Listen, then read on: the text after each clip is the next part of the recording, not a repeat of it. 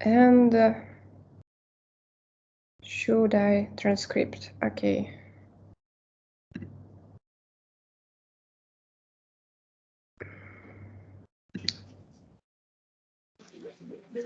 Okay. I also will stop transcription because I don't think that we need it. Okay. Hello again for all who joined us. Have a good evening. Actually, to be honest, in my location, it's the middle of the day. So I hope you are still fresh, and it will be just a bit easier for you to be here. I hope that we will. About the planning of this today's meeting. Actually, by the way, my name is Kate. Nice to meet you with all of you. And today's class will be. I suggest you to run in such way. Maybe we will talk about 1 hour, and then we will give a short break for 5-10 minutes. You could walk just a bit, drink water, and then we will continue. Okay. I try to explain you as much as I can from the practical side, because I remember my experience that it was, it was a lot of information. It was sometimes difficult to remember all steps which we need to use the Git. So it's not a big issue, but you will have this recording, and it will help you definitely with your homework and in other lecture. In other your homeworks, you will turn on this video and remember some steps during the project. Okay, because the Git, this is the very basic tool which we use developing something and necessary. You will definitely need this tool in all projects. And there are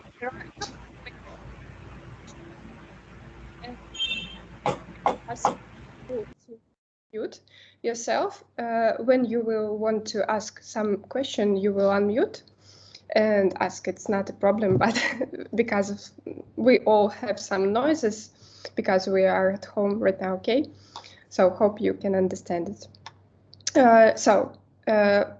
Hope someone of you know that what is a Git. If yes, could you please raise hand or unmute and tell that you use it and how you use it?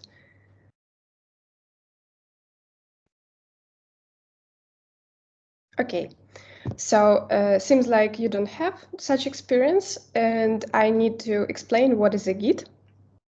And first, let me share my screen. So, moment. Нет.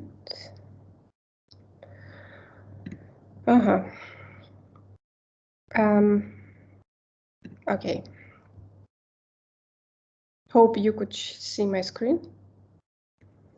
And the presentation too, right? Currently, I can't see your reaction, so could you please someone unmute and tell me? Do not see it yet. Oh. So, the Git, this is, as I say, sorry, I don't see your screen's presentation. Yeah. Okay. Let me reshare again. So currently you should, right? Yeah, okay. Cool. Yes, yeah. I can see. Yeah, sounds good.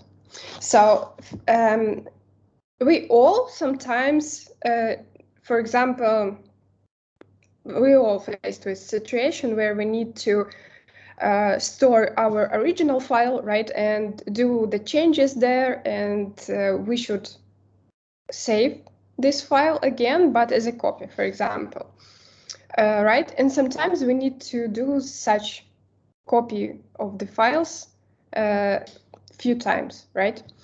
I think I had this situation definitely, so maybe and you too. So and this might be not convenient in case if you need to have a lot of copies of such files with new changes. You cannot control them. After some times even you can't remember which changes in which file, and it's definitely inconvenient. So not only we think in such way, but the developers from Linux, as I remember correctly, thought in such ways, and they as I remember in 2001 in 2001 first create such tool as they own tool which helps them to control their changes for developing Linux system, as I understand. And in some day, the company which create this software separated by two company, and in 2005 they create new system which is called Git, and since this time we have this tool, very useful tool, very smart, fast tool to store our data, our files, and our changes. So what is the version control? For example, version control. So first of all, version control is a system that records changes to a file or set of files over time, so that you can recall these changes and see them, for example, or change them again, create new version, and save in such way your changes. For example, could you please someone admit our joiners? So, for example, if you are written a book and you will use software source code as a file, as the files being version controls. So, how you could store your changes easily and check your changes during the time, right? Sometimes it's not safe to store something on a computer, for example, or it might be difficult to track something. Or, for example, if you are a graphic or web designer and you want to keep every version of your image or layout, yeah. So in this way, a version control system is very wise thing to use. So what version control might provide you as a tool? It allows you to revert several files back to previous state, revert the entire project back to a previous state also, compare changes over the time. For example, I will show you this tool to see who last modified some changes, when, in which time, and maybe you might understand during you can understand which changes was in this commit. It calls commit. So, and what else? You might, yes, I said revert. Yeah, this is the basic options. So, and here, control tags. What is in this slide? Yeah, in version control, software keeps track of every modification to the code in a special kind of database. If a mistake is made, developers can turn back the clock and compare earlier versions of the code to help fix the mistake while minimizing disruption to all members. So basically, there is 3 system control version, and the first is the local version control system.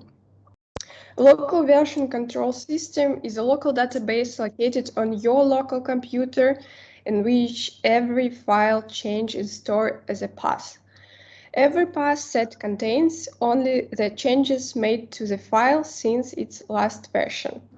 In order to see that the file looks like at any given moment, it is necessary to add up all prevalent patches to the file in order until that given moment.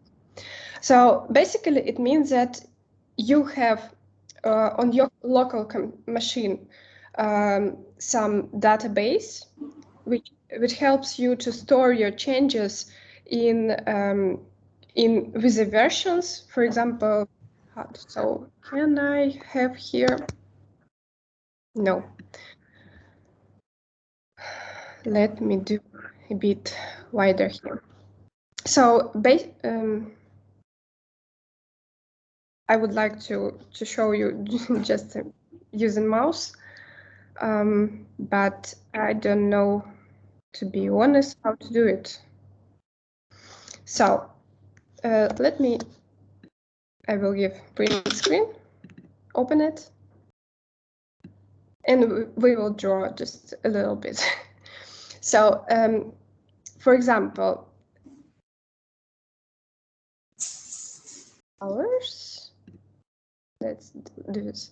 So, for example, this is the very first. No. This is the very first version of your file. Here is the data. This is a sign what was in this file. And you might add a few versions of this file and store them on your local machine. But there is a disadvantages of such a way to store your data.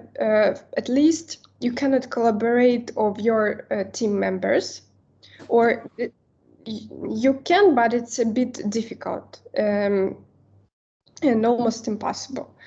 Yeah. Also, there is a centralized version control system, and let me give it bigger. This control system has a single server that contains all the file versions. This enables multiple clients to simultaneously access files on the server, pull them to their local computer, or push them onto the server from their local computer. This way, everyone usually knows what everyone else on the project is doing. Administrators have control over who can do. This allows for easy collaboration with other developers on a team. And the biggest issue with this structure is that everything is stored on a centralized server. If something were happen in this server, then it means that you might lost your all changes, or for example, you might lost your connection for some times, and it will mean that all developers can't continue to work with this project, for example. So currently,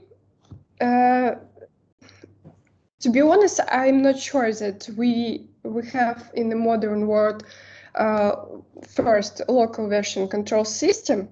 not sure that it's using on practical. I'm talking about developing software for production. But centralized version control system, for example, in my experience, it was only in my very first project, and it was sometimes inconvenient because of these disadvantages. If you don't have internet connection, you can't share your changes, you can't fix something in a fast mode, so in most cases it's inconvenient.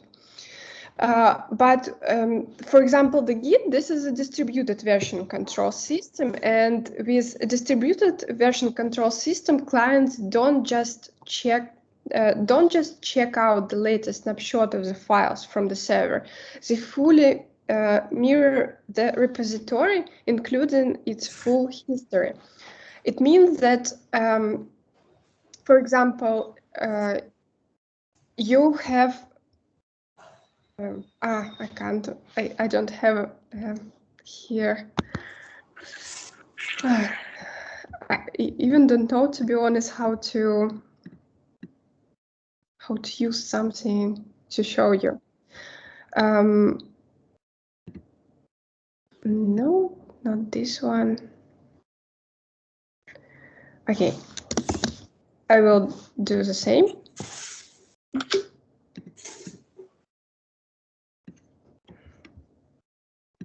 Yeah. So, for example, you have a server computer where store all your information. And this distributed version control system allows you to have a copy of these versions of the project, full version of this project in, for example, your computer and in my computer. And it means that we will have all changes which is based on server computer. And it means that we're more independent in this way, because, for example, if we don't have any, if this server computer fail, or for example, it means I'm talking about, for example, from server's computer, the data was deleted in somehow, just imagine it. It means that you have all version of this project, and we might easily restore this project again. This is the big advantages of such model. So just highlight a few things. Everyone have their own local copy of the whole project. Owners their own local database with their own computer history, and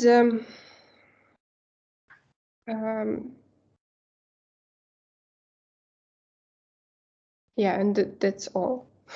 That's all main things which is written here. So does it clear for you? Do you have any questions in this section? Could you please unmute yourself?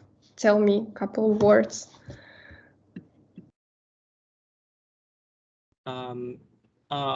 As I understand that version control is trying to give every computer or every user had the same recording of trend, right?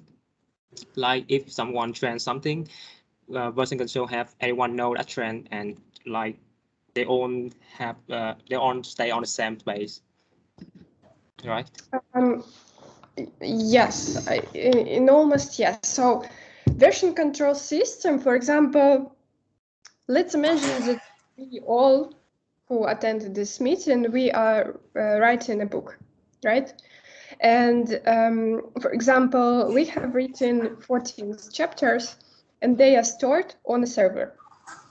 It means that we all have this 14 chapters on our local machine.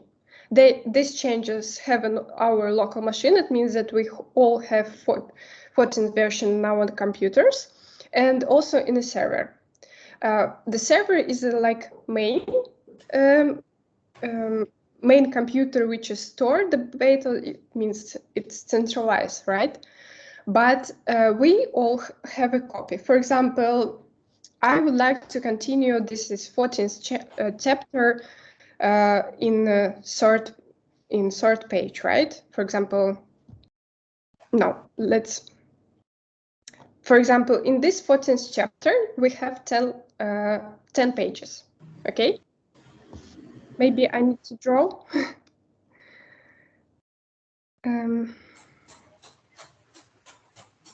Let me do something.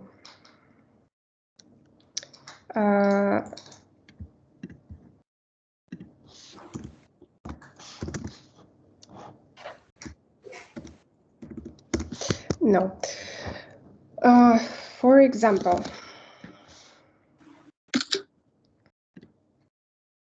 let's draw in this way.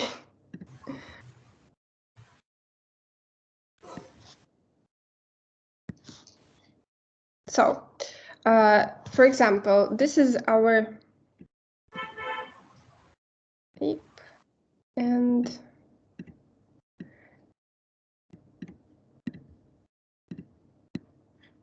no, once again.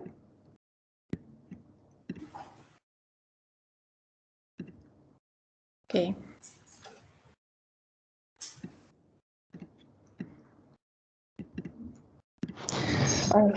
It's a bit time consuming. So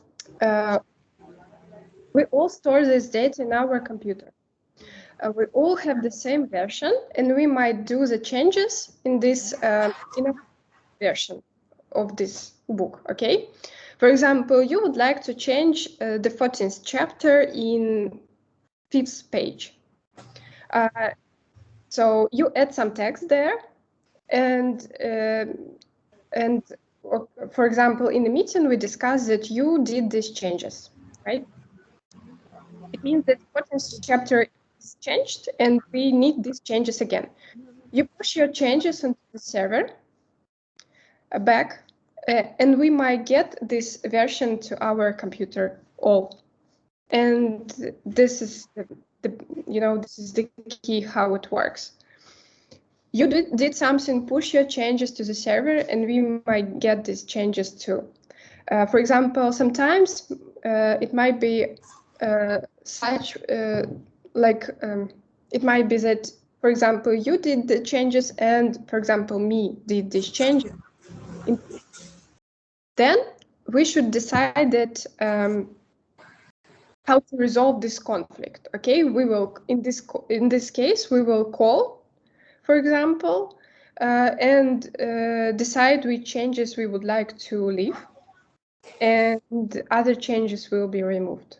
So this is a collaboration of such situations.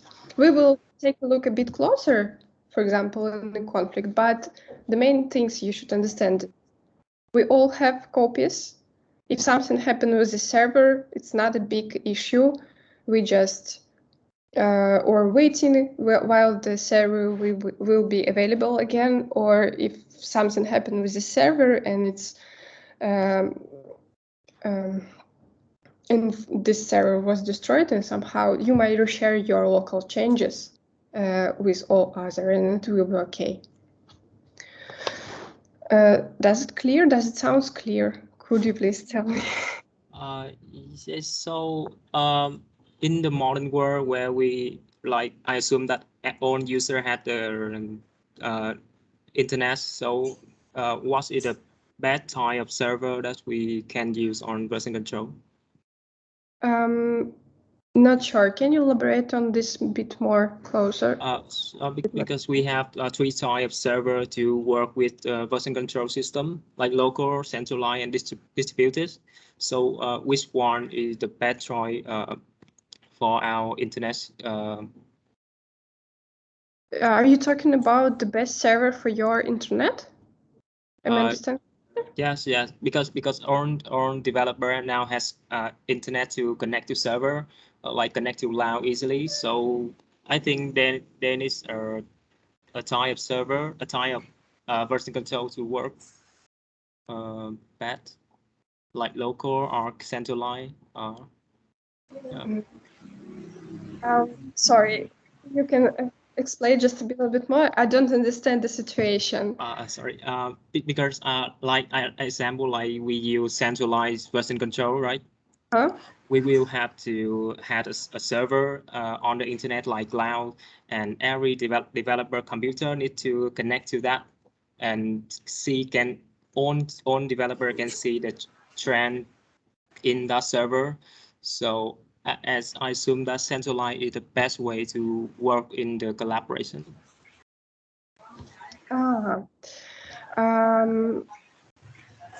Not exactly, because, for example, in centralized version control system, you have only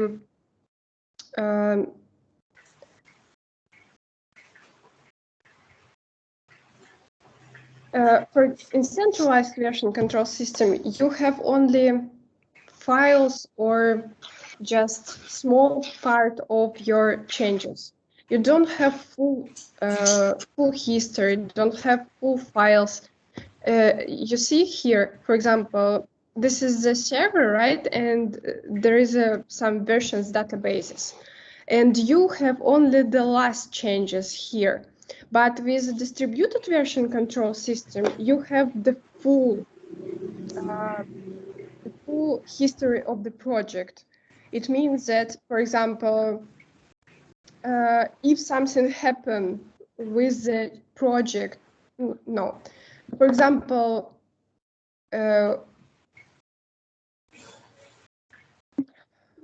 you have a game, or maybe should continue with the book.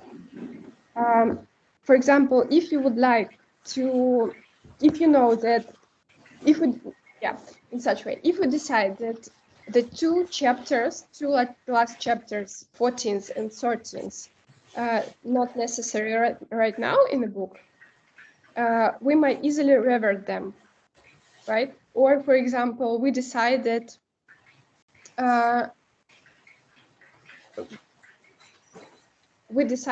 we would like to show about the history, new version of the history of this book, and decided to create a bit different story. Sorry, I have a cat. And decided to have a bit different story starting from 10th chapter.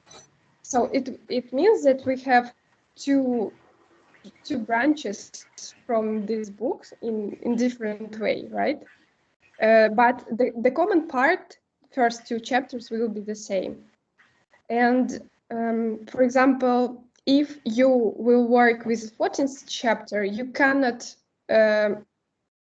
see anything from new version of this book, which is the second version. You cannot see the second story of this book. You could see only, even not full your book, you could see only the last part of your book. You cannot check what is happening with this book currently, what your team members doing, which new text they added in this, even in this book. You focusing only on your changes. But the distributed version control system allow you to see whole changes which has happened with your project. The second book, the third book, if disappear, you even can see the changes which will be after your changes. So I'm talking about the situation when you're working on something, and for example, you're working on 14th chapter, but your team members working on 15th chapter and 16th chapter, and they downloaded it to the server, and you easily can take a look at these changes using distributed server. But with centralized centralized version control system, you cannot do this.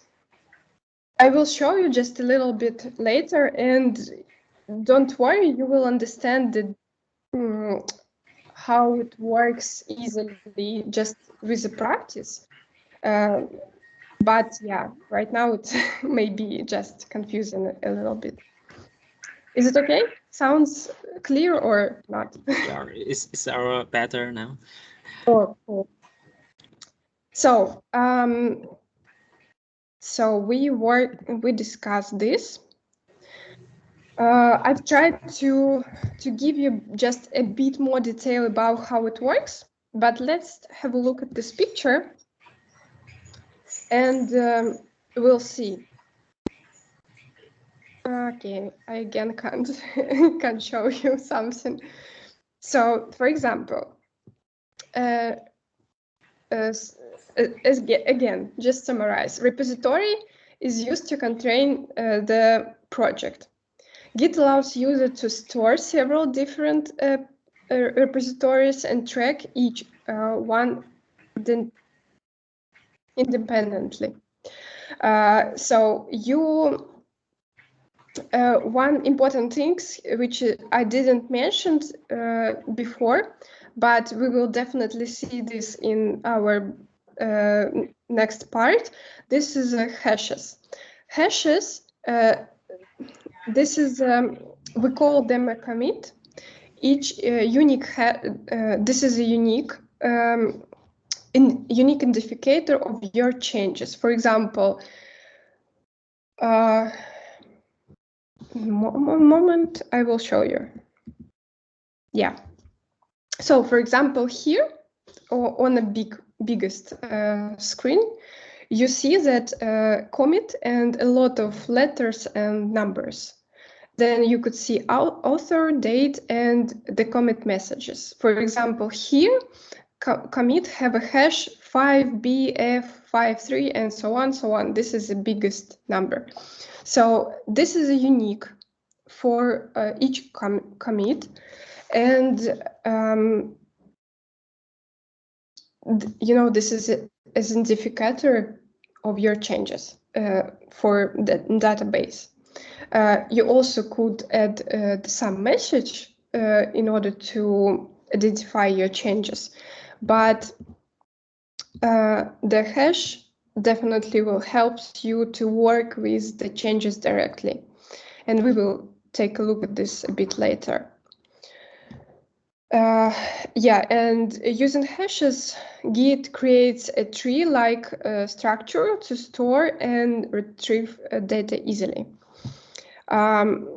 So basically, we have a few stages, and working directory. This is the main, not main, not this working directory. This is modified files, which located on your computer. You're working with them. They didn't track still, and you continue to work with them.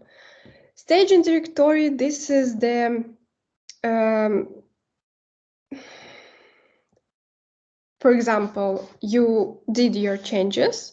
You think that, okay, now this is logical part is finished, and I would like to add these changes for today in a repository, or just let me save them in my local changes. And you creating the commit, which is allow you to store this part of changes in your computer locally, and if you would like to push your changes to the local to the remote repository, you will push them. These changes will have and in these changes you will see in remote repository. Then committed changes. Actually, I just staging area and committed files I've combined right now in my previous explanation. But yeah, this is, so once again, you did something on your computer and you would like to push your changes to the remote server, And in this procedure, from working directory and remote server, getting your changes on remote server, you have a few stages, which is creating a commit for them and pushing these changes to the server. We will take a look a bit later, closer to these changes. So, and currently, we will have a few slides which is help you to work with Git. We will get back to them just a bit later, but right now I would like to show you how to work with it practically, because it's, you know, sometimes I think screenshot not help you to work with it. So the Git. Git has a website. Let's start from the beginning and try to Google it. This is just Google it and you will see that the first variant, this is correct, definitely. You will, in your homework, you will need to download, install the Git, create your repository, and create project, add a new file, one new file, and as I remember, added few followers to your repository. I will show you how to work with Git right now, and also you will have,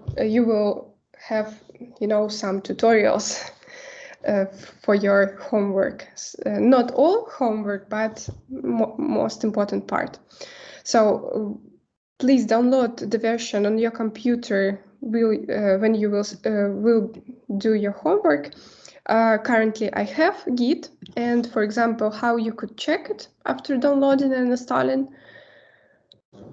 Just type Git, and you will see this is my local language. Sorry about that.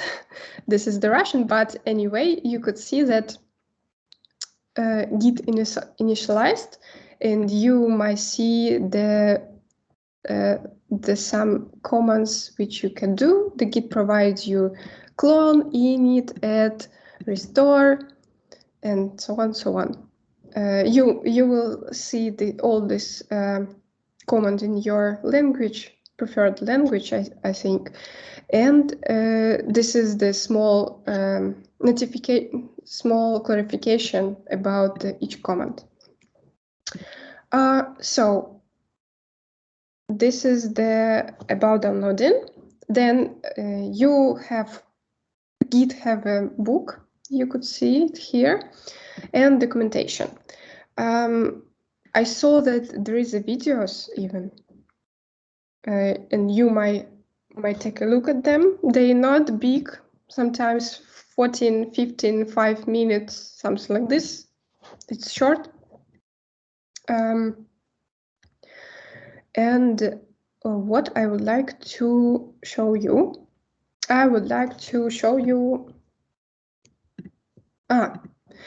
GitLab. This is where you need to create your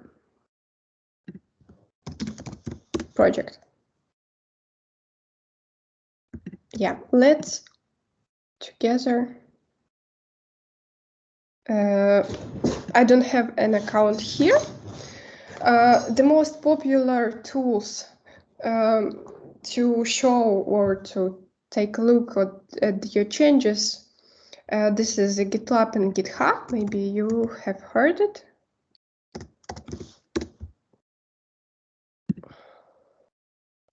In the GitHub, we have a lot of packages which we use in development process, but in GitLab, just steps how to register here. So, for example, Kate.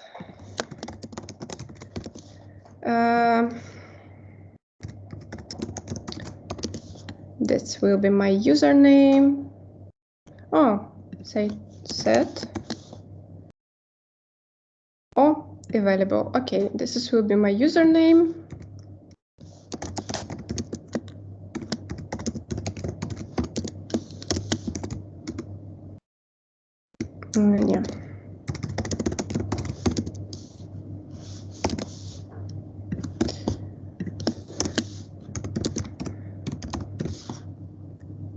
and password.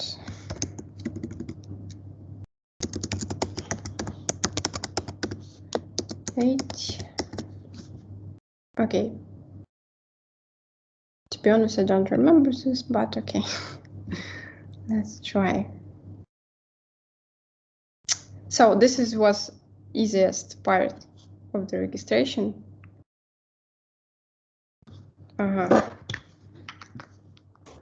And I need to confirm. Yeah, it will be. Can I have a question? One moment, please. Yeah, I just would like to confirm, and of course, yes.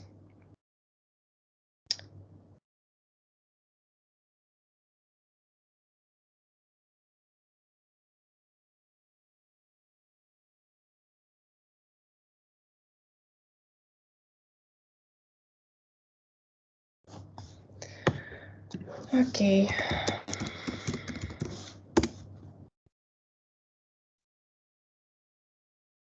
Так, moment. And yeah, no, it's not correct. Okay. Yeah, so seems like I can go to the,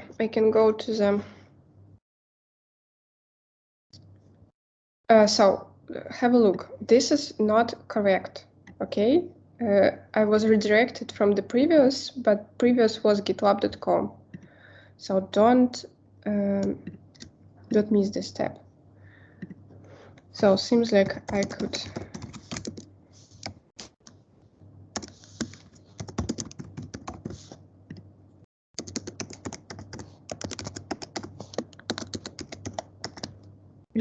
Is it correct? Yeah.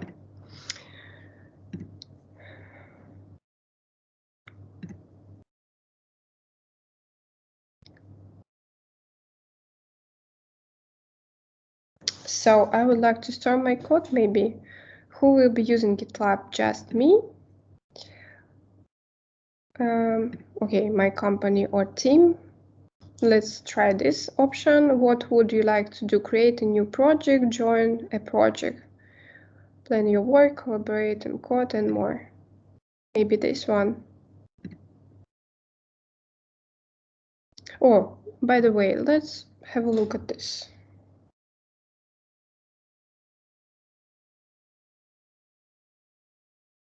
No? Okay. If not, that no. Group name.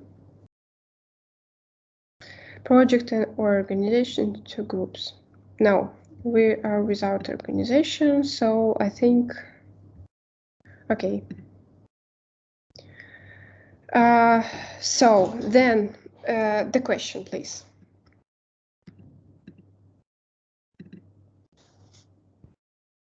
Yeah, I see there are a lot of people using GitHub and some kind using GitLab. Can you distinguish them and like the pros and cons of using them? Not sure what I should do. Sorry about it.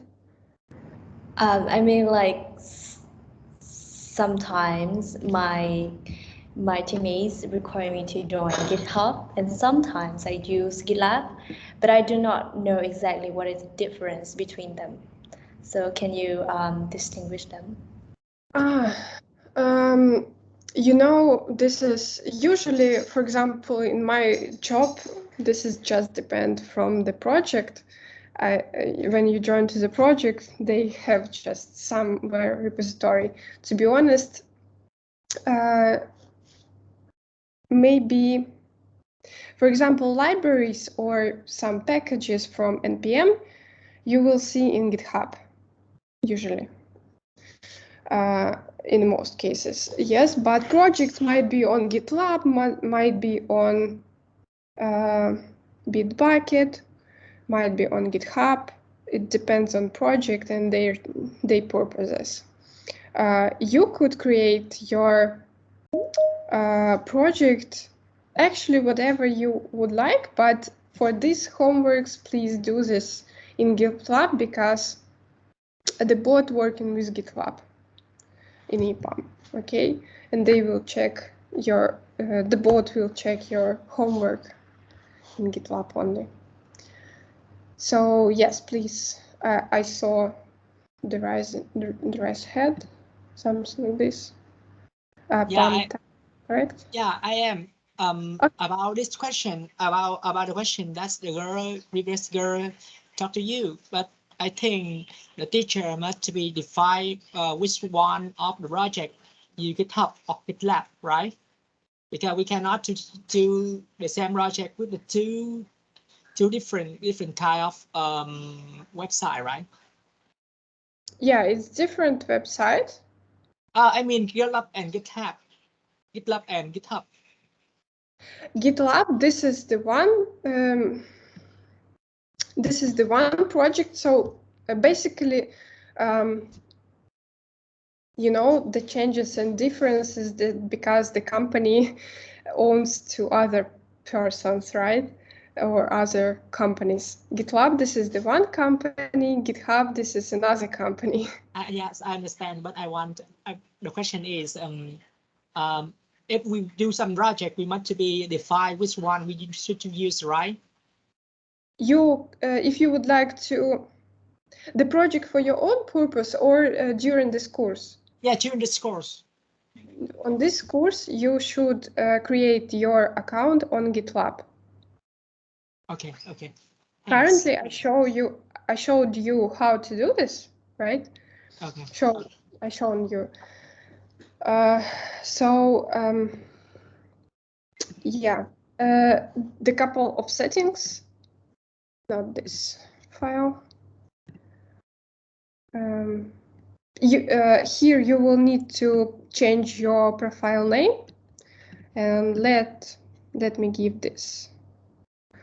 What is written here? Settings, profile, full name. Okay.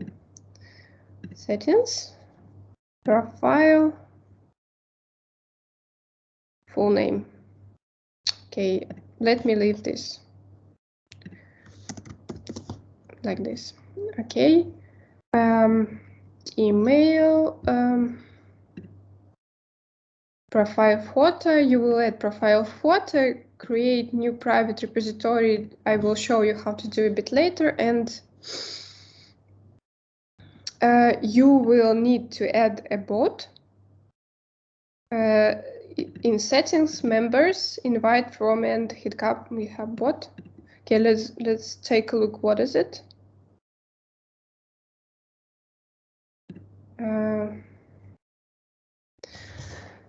Settings,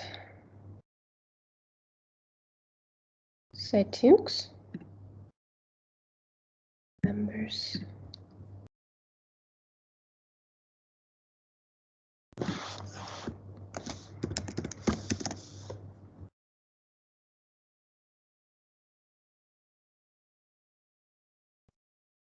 Okay. Create profile settings. What is here?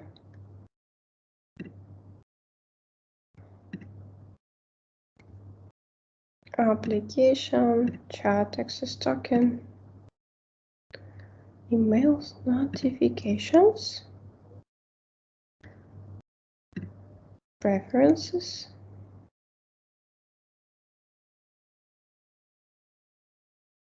Obviously, what is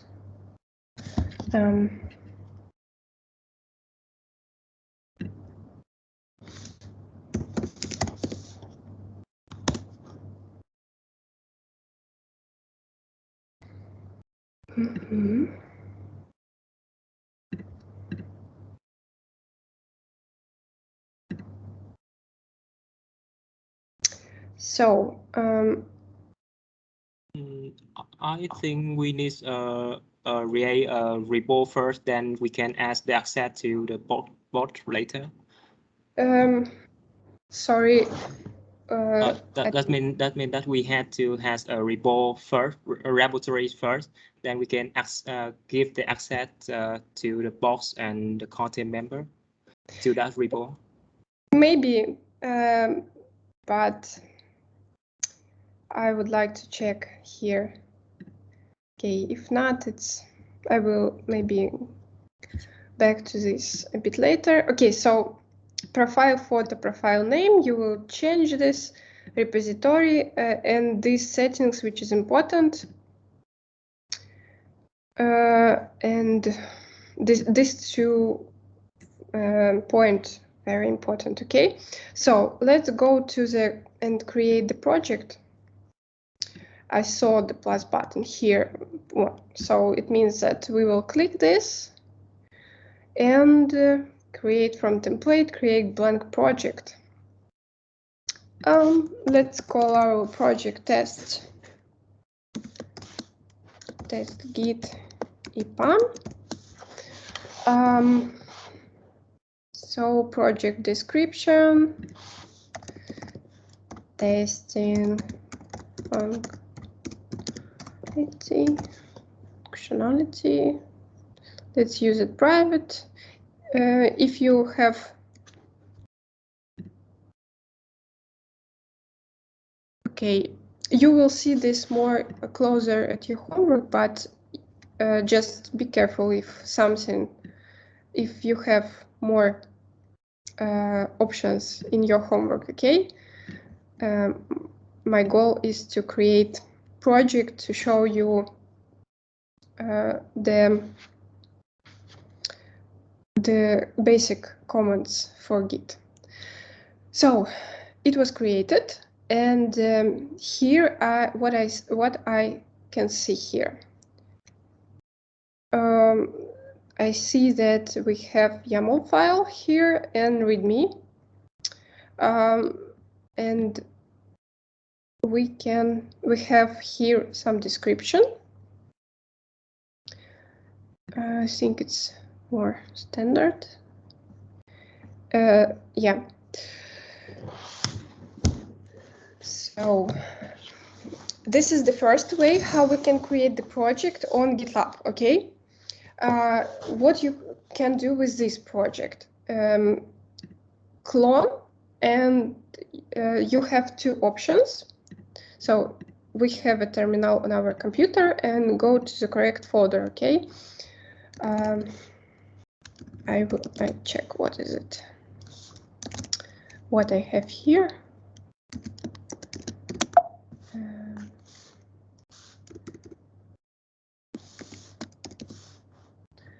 I will create the folder onto the desktop. And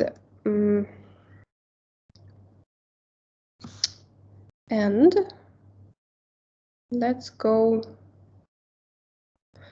No. And just for some case, create this test git folder. Okay, so let's go there. Test git. No.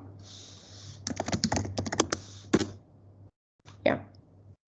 So I'm in the correct folder, and what I can do, I can try to clone this. I think it should be unsuccessful. The command which helps you to clone the repository called git clone, and then you should copy from this clone button the link to your repository and paste it here and try to connect with it. So username, I should put here difficult, which is username, my username.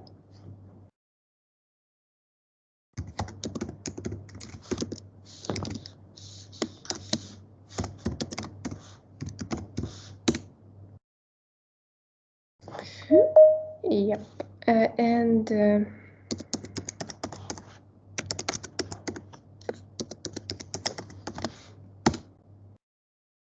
Okay, think.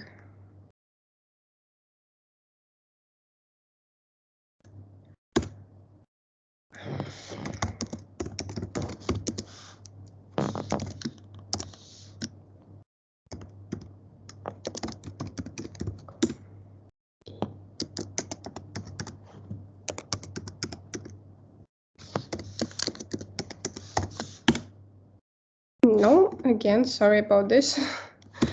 Forgot.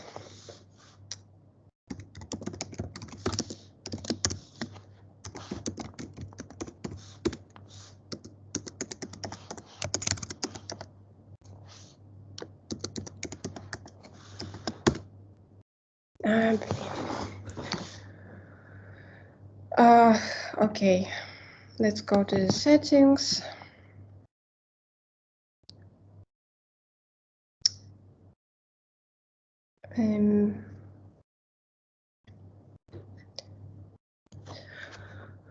Access token.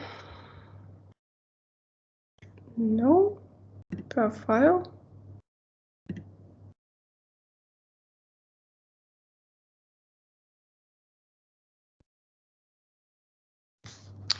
Twitter. No, I don't know them.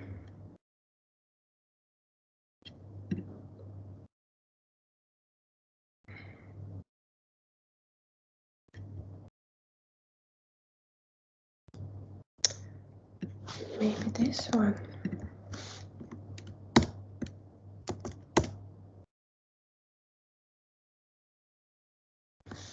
Yes, let's try this.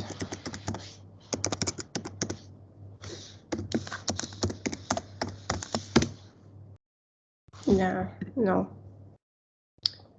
Password.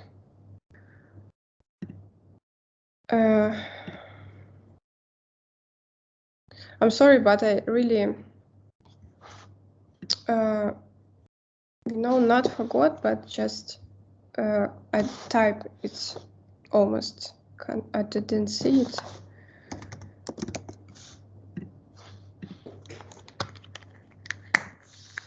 And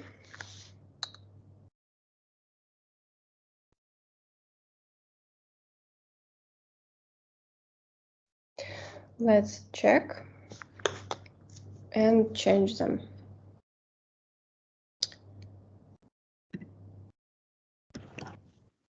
Set. Okay.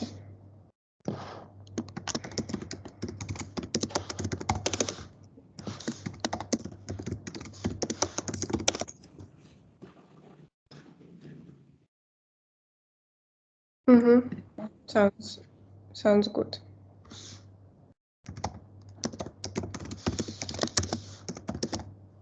Mail.com.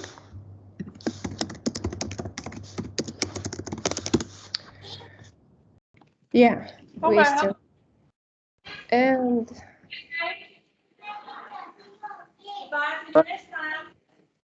git clone and copying and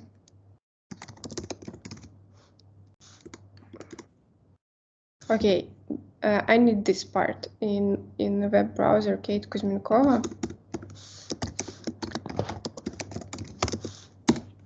And my password.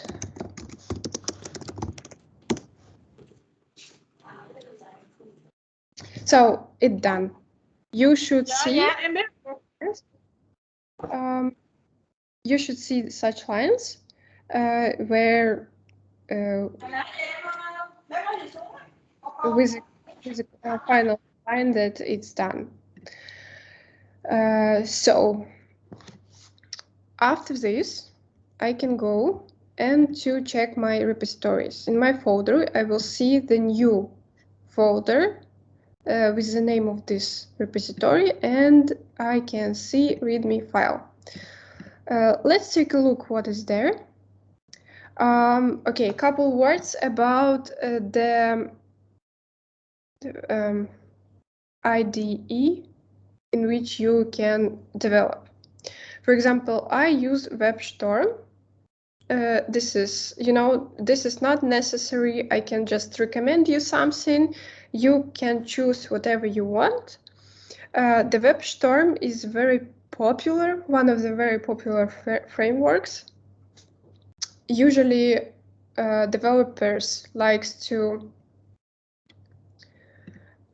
use WebStorm, Visual Studio. I'm going to show you WebStorm. Oh, incorrect. Yeah. This application, JetBrains, you can download it. Sorry, I will change to the English version. What is that? Okay, and no, something like this. Yeah, so this is a WebStorm. This is not free tool. You should pay for this for a year. You will take a look at the detail a bit later, but as I remember, 2 weeks or months, you have a free option to use. So this is a very popular tool, have a lot of additional plugins which you can add and make your development process more easier and more user-friendly. And it weighs not too much. Also, there is this is from Microsoft, as I remember. This is also a very popular tool, and also this is a free. You could download it. Sorry. Again, Russian, maybe because the settings of a browser for Russian. Yeah, Visual Studio. You can download it, free Visual Studio, and install to your computer and try this tool. They are, almost similar. In all, you will see the number of lines, pretty familiar, functional, but it depends on you. It's up to you, as we could say. What else? Actually, this is two very popular IDE here.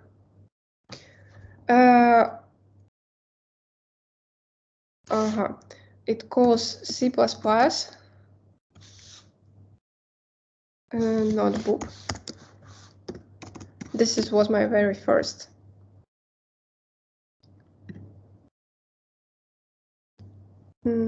Yeah, like this. This was my very not Patplus. Okay, not Pad++. Yeah, was my very first tool for development code, but they are very old-fashioned. But sometimes maybe someone will help. Yeah, this is what I recommend you. Unfortunately, I can't remember other tools. Maybe it called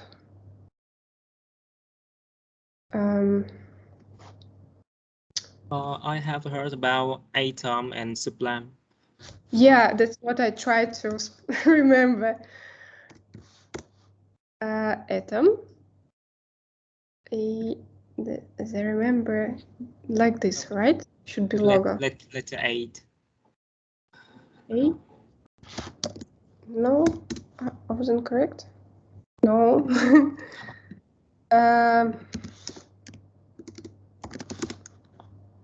Yeah, this. Yeah, also this. And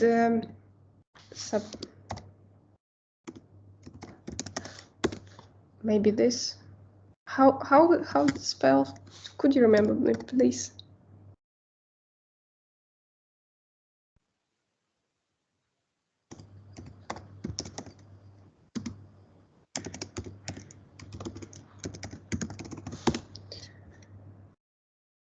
Sublime. Alice, you You were muted. yeah, okay. Sublime text, right? This. Yes, this is. Also was maybe one else, but I don't remember them. As I said, at least in my country, and very popular, these two tools. I prefer this, but this is more popular maybe because this is free. This is have a free version. But anyway, this is all up to you. All of them is a very, they will be helpful for you, and you might try all of them and choose the best. Maybe someone know any other? Please unmute, talk with us. Sin Hon, am I correctly right? Your name? Yes. So can I use all of that tool to work with GitLab? Every Yes. tool? Yeah. I will show you GitLab, how to work with GitLab, but we are in the process, okay? And yes, please, Nhan Ngayon, right? Hope it correct. Do you hear me clear and loud? Sorry, I didn't You catch. hear me? Yes. You hear me? I want to know that which tools most of members of EPAM use the most, and which you recommend the most, like an idea or an text editor.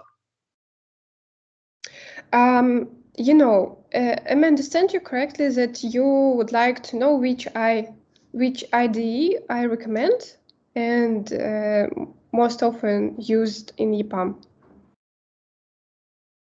Yes, and I want to know that we should use a text editor or use an IDE. You know, what is it? a text editor like Visual Studio Code, and IDE is Visual Studio. As I said, just a little bit later, as I said before, we are using usually WebStorm or Visual Studio. Visual Studio is free, and you can download and use it easily. This is have some fees. First year should, I don't remember exactly the price. You could take a look here. I will provide you all links, okay? Don't worry about it. Also, Atom and Sublime Text. I used to work with Sublime Text, but unfortunately, it was too long, and I don't remember how to work in this IDE right now, because as you see, they, they are really fast develop, change every year a few times to add more interesting interfaces and to fix the issues in their platform. So you should change, not change, sorry. You should choose which is convenient for you. I will provide you these all 4 links, and you will choose. Okay. And what we will do next? Let's have a break for 5 minutes, okay? I will turn off the camera and a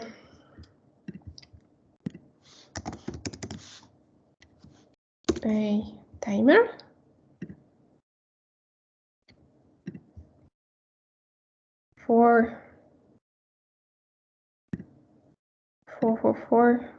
5 minutes. Okay. Yeah. 5 minutes you have free. You could drink water, go just go walk, and we will meet in 5 minutes. Okay?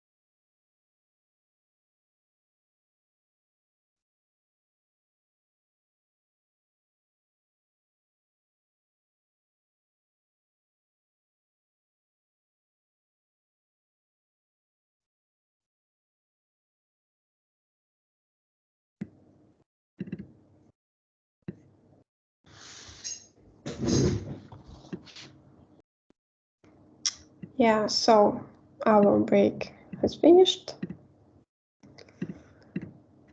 Let's go. Hope you are still here. So, okay, you know, the explanation part is finished and we're going to a bit practice. So, do you have any questions about what we have discussed recently? Maybe I need to clarify once again and we will go to the next step.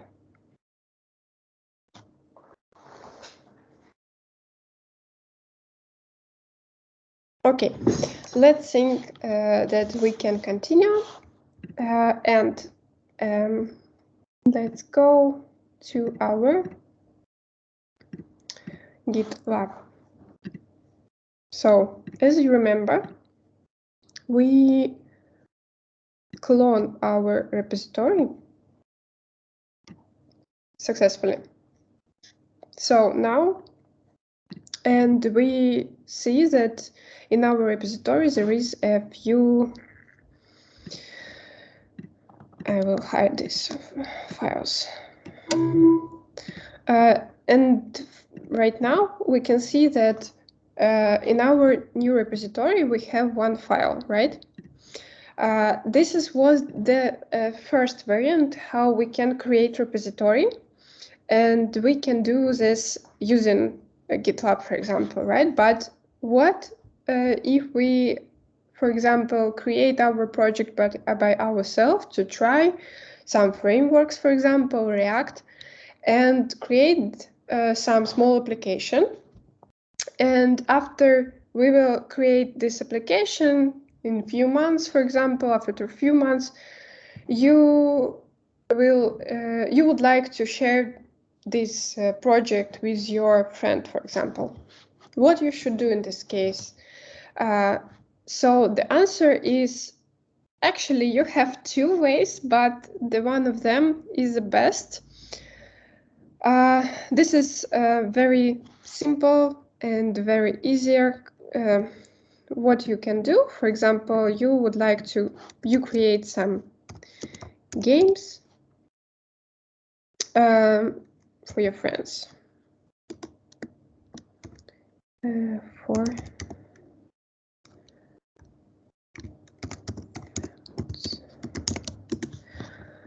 And you would like to, and you, for example, add here. Okay, how can I add?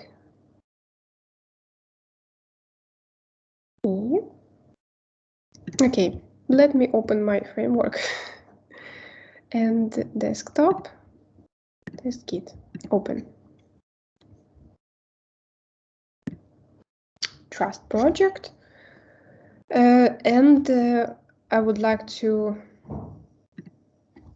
add in games for friends, some files. Okay, let's do. Okay. Hello world. Okay. .gx. We are developers. Let's do this. Hello world with HTML or JS. Which format better? Okay.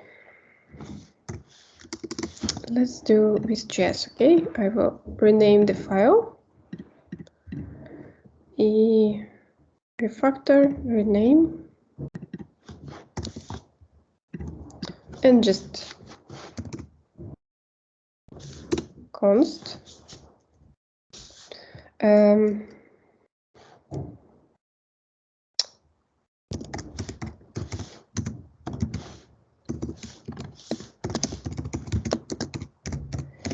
Let's add our first script. And add them to our console. So, for example, you have created amazing project and you would like to share it with your friends again. What you can do? Basically, I'm in a folder git test. You could see all frame or IDE have their own terminal, which is usually in the bottom. You just click them and see your that you are in your folder. You could go to, for example, needed folders, and let's do next steps. We need to initialize our folder with a git init. Again, let's check that git has installed, and git init. Okay, and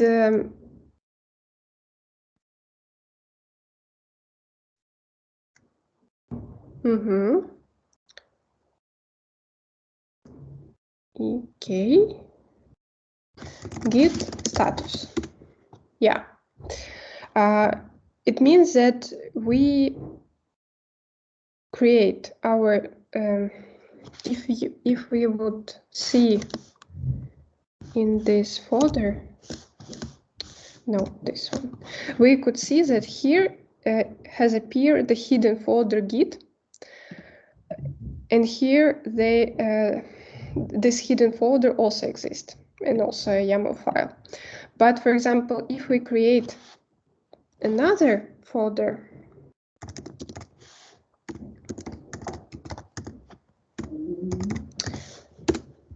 and just copy and paste this folder here, see, there is no git folder. It means that this hidden folder will appear only after you initialized your repository.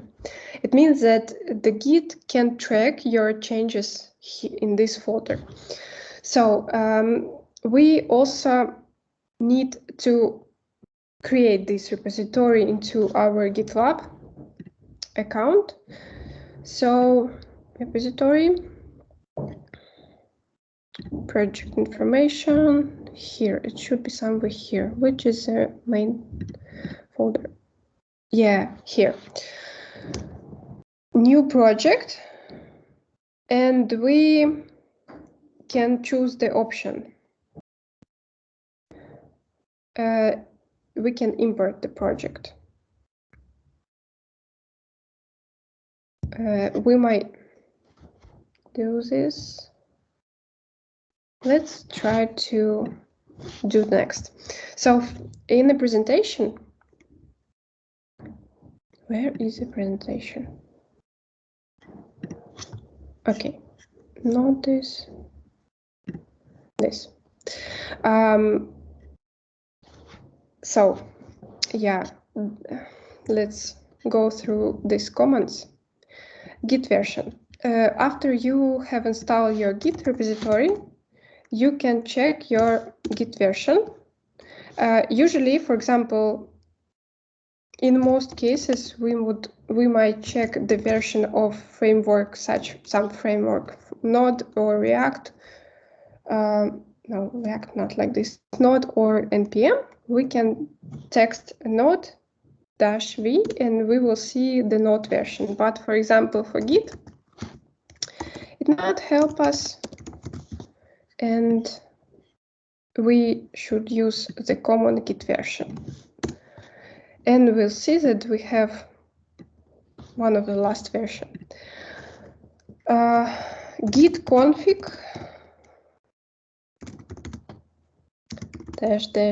-list provide us an information about your user and I have an EPAM account, right? But I've registered not on EPAM, so I would like to change it. And easiest command, config and --global and change my username. Username needs you to, when you will add a commits to GitLab, you will see who has made them, and it will be your username. Kuzmenkova. And also email. I will change email.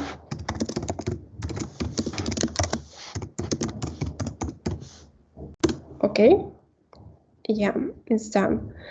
Also, yeah, if you forgot about some command or you don't remember which exactly you need, you might text git help,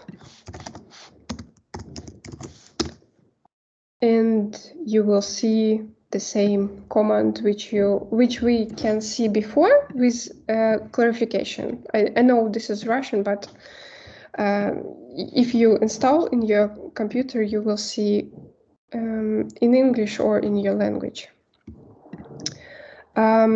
About the hidden folders, which we can hear it, which we could see it here. I can, for example, add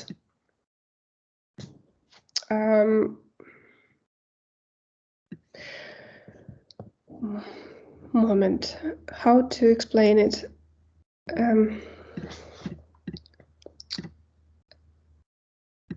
Okay, about sometimes we don't need to commit some folders. I'm talking about add the folders to repositories. Usually this is not modules, but it might be any other logs, builds, some test folders. And if you don't want to add these folders to your remote repository, you need to add file which is called .git. How to call correctly? Yes, new file .git ignore. This is asked to add. We will add indexing these files a bit later. And for example, I will show you if we add the directory which is called test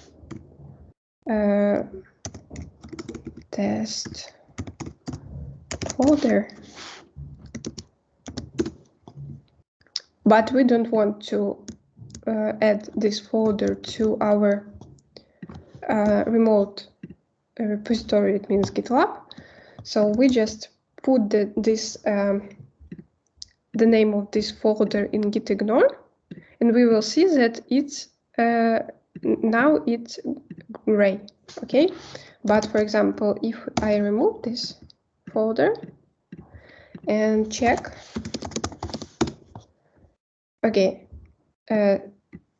still don't see it's happened because we don't have any files here. Check, yeah, and you could see that we have test folder. If we will add, yeah, folder here, no, incorrect, yes.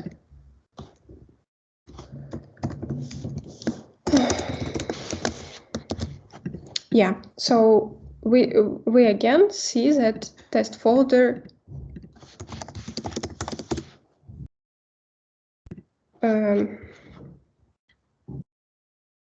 not like this. Test folder status. Okay, let's move forward, and I will back to this a bit later.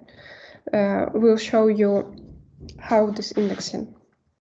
Okay, because right now, anyway, I need to initialize this folder. Yeah, about the git ignore file,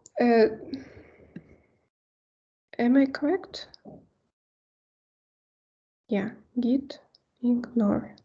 Yeah, it's correct. So this file will help us a bit later. For example, let's make our first comment. So first, usually we might add, so not like this.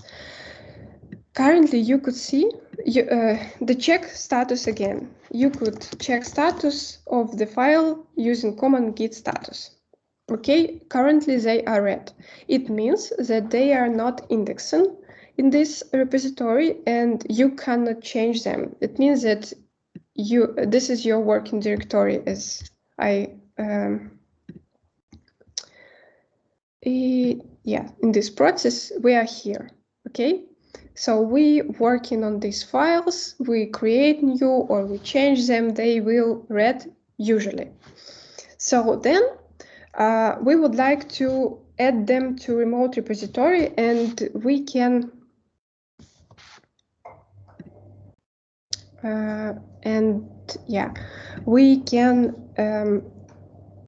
we need them indexing git add and dot, or let's see the first option, git add with dot. It means that indexing all files. See, they are green right now.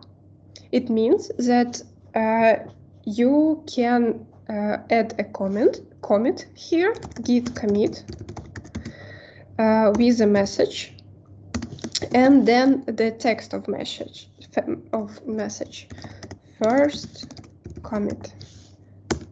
So, and right now we are on the stage is committed files, and we should give the push.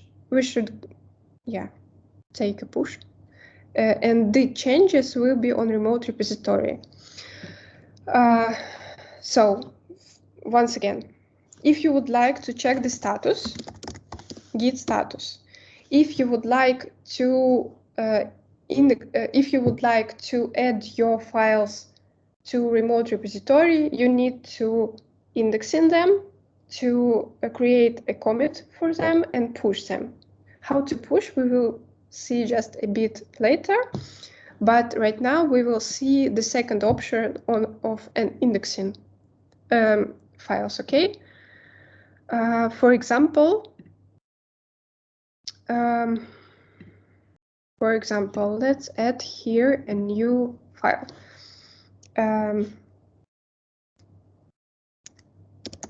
Second, and let's text here, this is my second file. So right now, what we if we text git status, what we will see? Could you please tell me? Are you still with us? Unmute yourself. Yeah, please unmute, because I cannot. I need to see the chat. We will see that the second .js will be on the before the add list, so it will be red. Yeah, exactly. We could see that this is red. How we could add them? We use git add and the name of the file. Yeah, super. Git add and okay, dot, it means all the previous option, right? You remember this. Git add with dot, it means all files which is located in this folder and their subfolders, right? It means all files which has changed in this folder and their subfolders, okay? If we would like to add only one file, let's do this. I will create sort.js. I know. No, не так. Not like this. How to call them?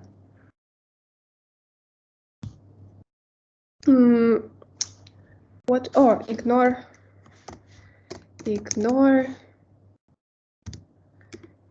file. Yeah, we will ignore them a bit later. If I text, again, they are both red. If I add them both, I would like to add them both. Easiest way is to text git add with dot. But I would like to add only second, and I need to type only second. And it means file name, right? And they will be indexing right now. It will be red, green, and git ignore file.js will be still red. And I can, I will push, oh no, I will add a comment for them with a message, second file, and check, okay? And what I can see if I check, someone who can tell us. I know that this is easiest way, but let's talk about it. Unmute yourself, please. I think it will show us all remaining thing that's not commit to the repo yet. Yeah, and should we see something else? Git ignore or ignore file, or all of them will be, or we will see that nothing has been committed. I think it will show it's not file because the second now is commit to the repo in the final repo. Yeah. Yes, you're right. So this is the file latest which we should add, and honestly, I would like to show you the sort option, how we can index in the files. For example, I would like to, first we can git add them with dot, okay, with file name or folder name. And the sort option, I can git commit, add them commit with flags am and message of commit. Ignore this file. And what I will see is that I cannot commit them. Why? Because all new files we should index in using common git add. No matter dot or just file name, but for the new added files, which we using only git add command, okay? And I will show you the difference. So now they should be green and not marked, and git commit m. Yes, like this. Check that all are added. Yeah, and we will add the changes here.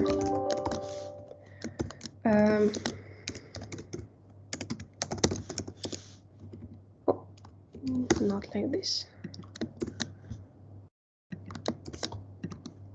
Okay, so status, what I will see.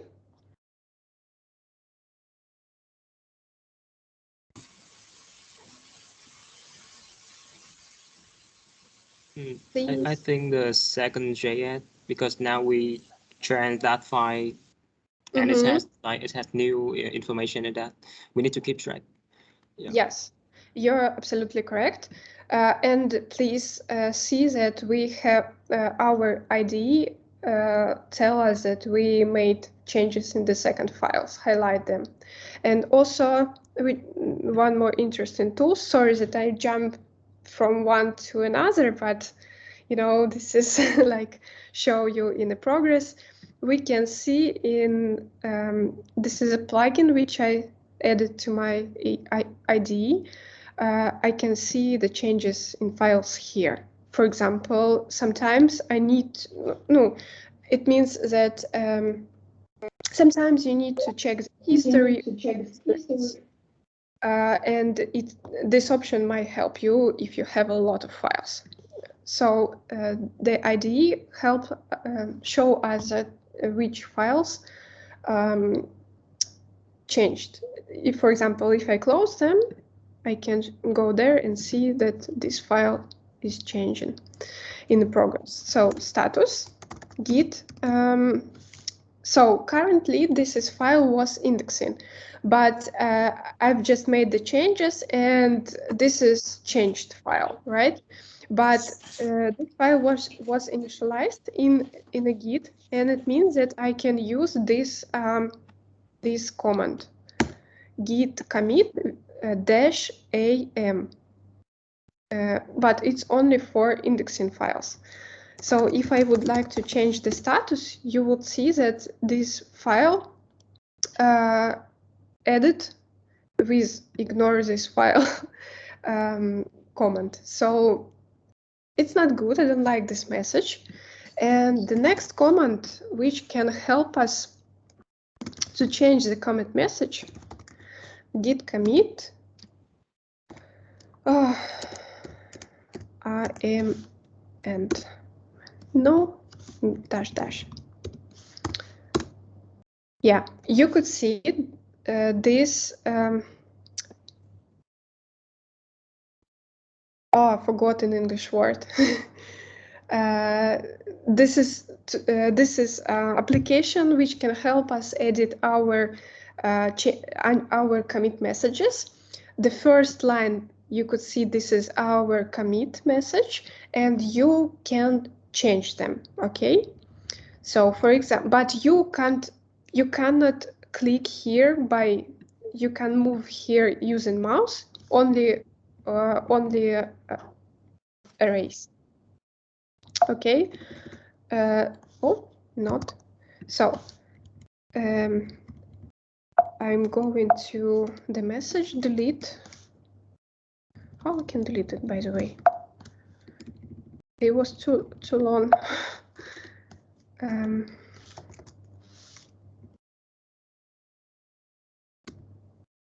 Okay, one more time.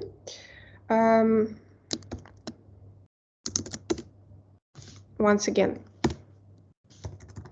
No. How can I change it?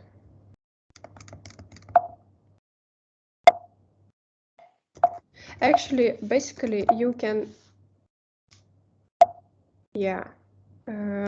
If you want to change it, you need to type a semicolon and then E or something. It's a Vim. E? No, not E, right? Okay, this application called Vim, and be honest, I know a few commands, which is close, right, and close, and I need to be honest. I need to Google how to Vim change the message.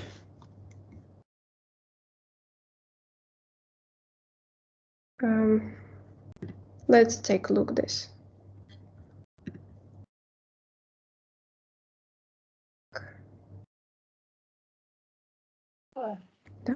Maybe double where?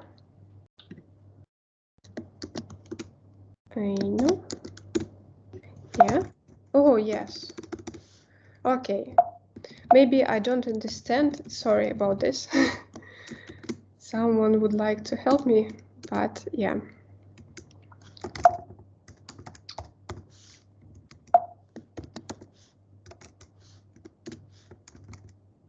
Hey, yeah, like this.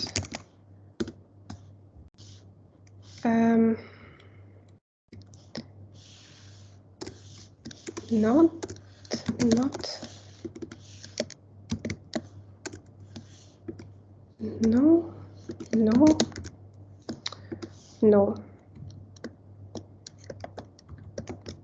No. I would like to put this. No, this is incorrect. Oh. Okay.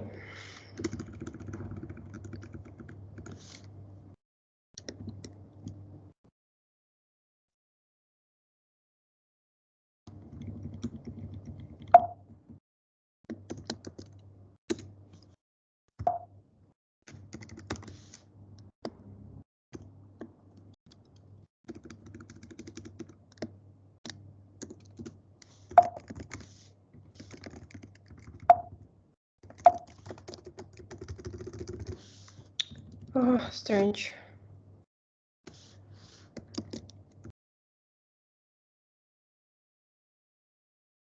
Okay.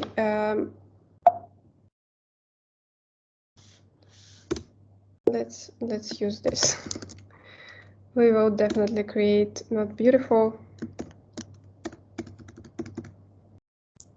Okay. And like this. Yeah. Problem with the editor V.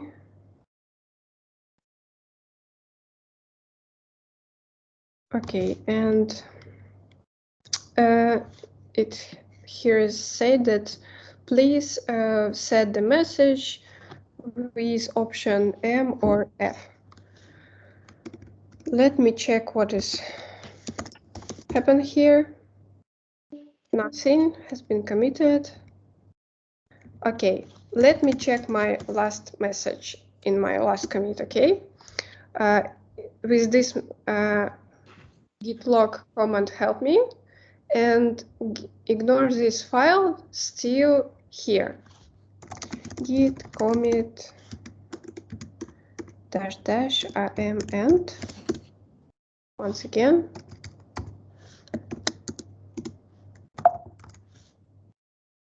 Ignore this file, change them.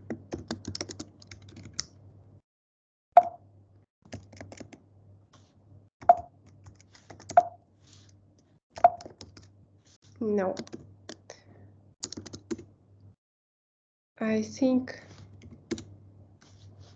I can't do this, but something with commands. Again, who knows?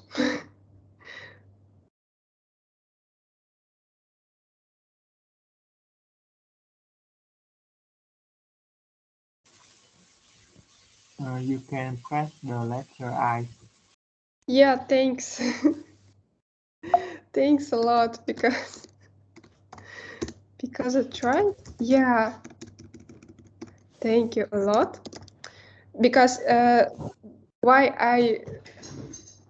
why it's difficult right now for me, because to be honest, I don't use this command, but I must to show you this option. I will show you the next variant also. Test commit with new message for second file. And okay, as I said, once again, picture and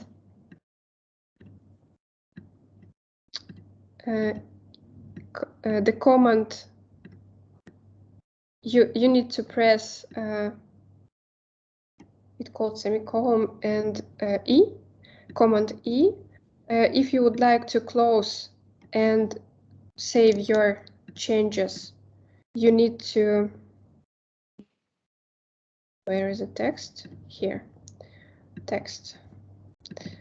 If you would like, okay, so if you need to put your changes as we know right now, we using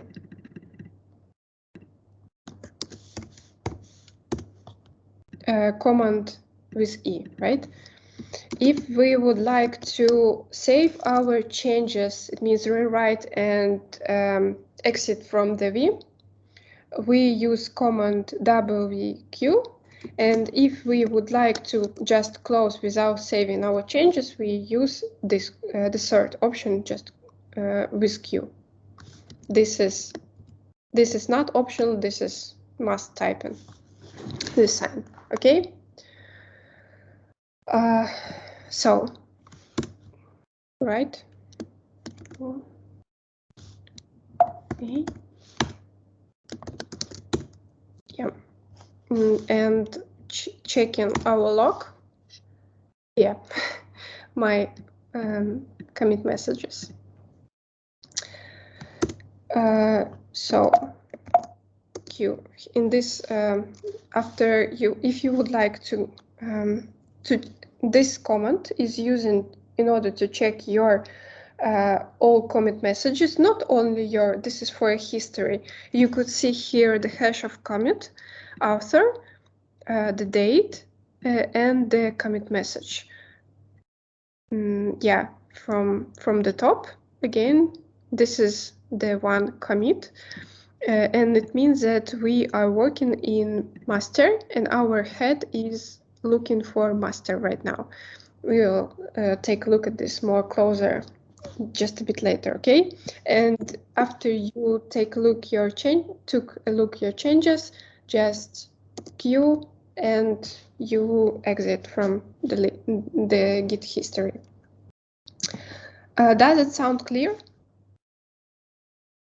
Is it all clear for you? Because this is 2 variants, not 2, 4 commands, which we just discussed, and we need to push our changes. This is just a bit difficult. Not difficult. We will go to this part. Do you have any questions about previous comment? I have a question. Do we have anything? Do we have any way to remove what file we have added before? Yes, you could do this. For example, what we did before, we might change this. We might, for example, if you could see in the history, right? For example, you don't need this commit, okay? And you would like to change the revert the commit, right? This is one option, how to delete or remove. You might delete your commit, your log in your local machine and in server machine. I'm talking about the server computer, right? But also you could delete, if you're talking about deleting files, let's delete ignore file, delete. Okay. Oh, I mean when the file we add it return to the ring and we want to remove that file to turn back to the red color. Yeah. Yeah. See, just see it. And here we'll said that it deleted. This is in Russian. Again, sorry about this, but yeah, this is marked as deleted. Okay. You will see the message that this is deleted. And you can add these changes again. Because it's green, just can commit text deleted, ignore file, git status, everything is clear and we should push. So as you remember, currently we are in a repository which we create by ourselves and we would like to share it with our friends, right? We don't create them in GitLab. This is what we did in our local machine and we should push these changes to GitLab or GitHub, no matter. But you need to push these changes to your server computer. So right now we will go to your repository. Let me close. And here somewhere it should be written. This is our created project. Yeah, but we have instructions here.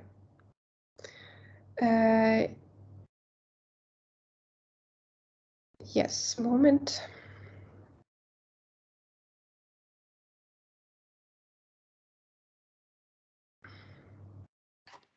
Okay, so here we see that this is a link, right, with the ID of our repository, right? We called our project test Git EPAM, and it goes like this. Git lab new project, and we see the options which don't like us. Import. Manifest file, GitHub. This is options which you provide variants to add your project to GitLab from GitHub, Bitbucket, and other. What is repo URL? GitLab.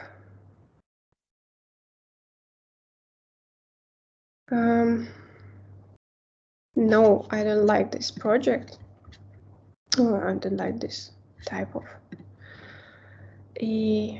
Let me go to the command, and we will find the command which is called remote. Yeah.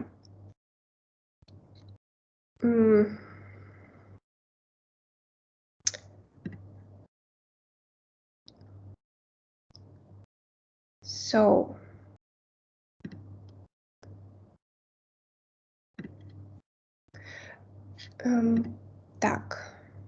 moment. Sorry, sometimes I have a few Russian words. They're not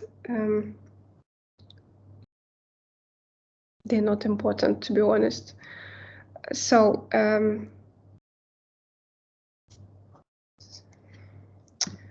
Git remote.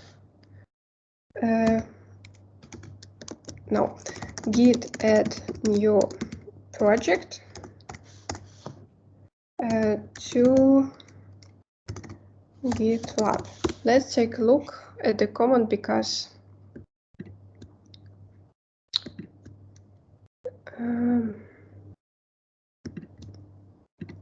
this command work not exactly what I would like.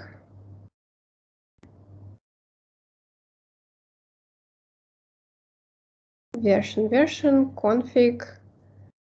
We did this, and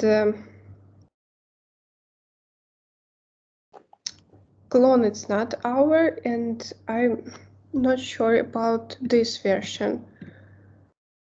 Project path. Okay, let's try Git remote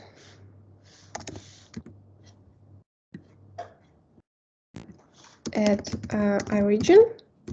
Origin is usually okay, I will focus on this a bit later, but origin is usually important when we're talking about something new or something, or when we will talk about the branches, and they will be the main branches. Let's copy this, and without the project, use my username Kate Klinkova.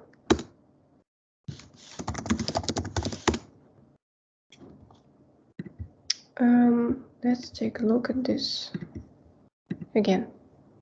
No, it's incorrect. New project.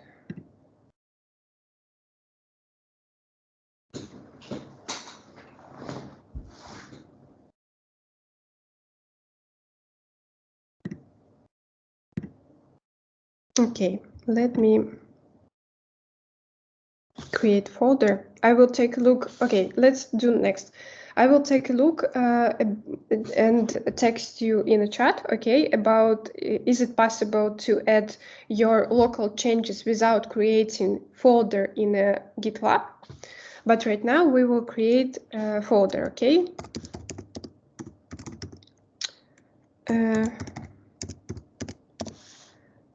And I remove the options to create the default files, and we can see that here is empty, okay? Oh, anyway, invite members. Do you remember? You will need to invite the members. So please take a look at this carefully. Yeah, and here you have a set of commands to initialize your repository. We did this just a bit earlier. I added my name, email, and yeah, I can clone it, but I also remote them, okay, which I tried to do.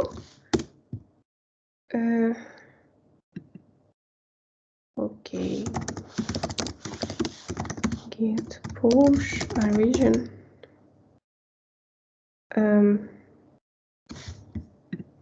No, not like this. Create new repository, push an existing what? Yeah, we need this case. So once again, Git global setup, you need to initialize yourself on your local machine. Create new repository, you might using two options. It means that you could clone your folder from repository using, this is a guideline how to do this. You need to clone, then go to the correct folder, switch main. This is just changes for repositories. I see. This is switching from main branch to the master, as I remember correctly. Touch readme md. This is not sure that create. Yeah, create the readme md maybe. Git add. This is and the three last command. They are familiar for us. At least two of them. Indexing readme md file and commit them, and pushing your first commit from your cloned repository. Then the way which I am showing you right now, we need to init initial branch main. Okay, let's do this again. But actually my current branch called is master, but maybe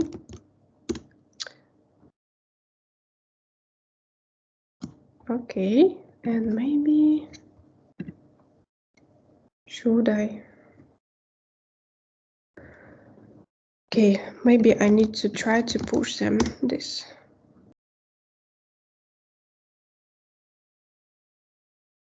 You sure you want to continue connect?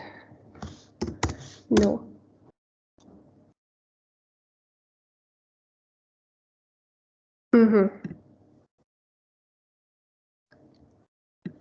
Let me do this again. It happened because I have SSH on my local machine, and it might be not good.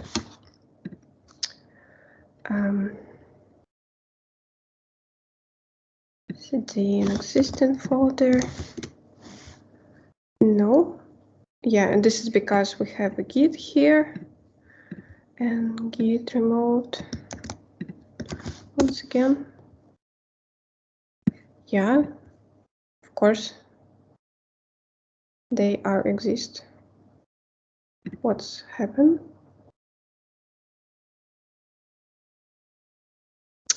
This command should connect my my local repository with the repository of in a GitLab.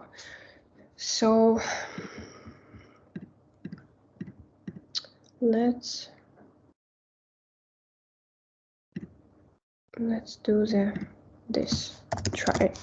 Is it possible or not? I will move it here and in status cd test. Again, do what is written here, okay? Go into the folder, then initializing the git here. Yeah, this the message about successful initializing repository. Then remote them. Yes, successful. Indexing all files.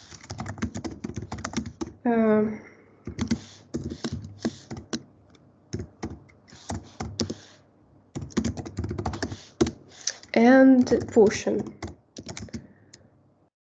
-u. This is the very first commit to remote repository, and means that we should use -u,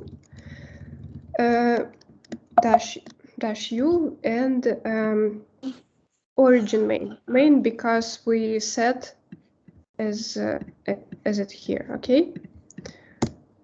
Push and it should be successful. Yes, right now.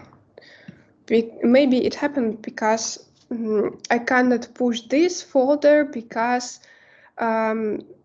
this folder was linked with my local,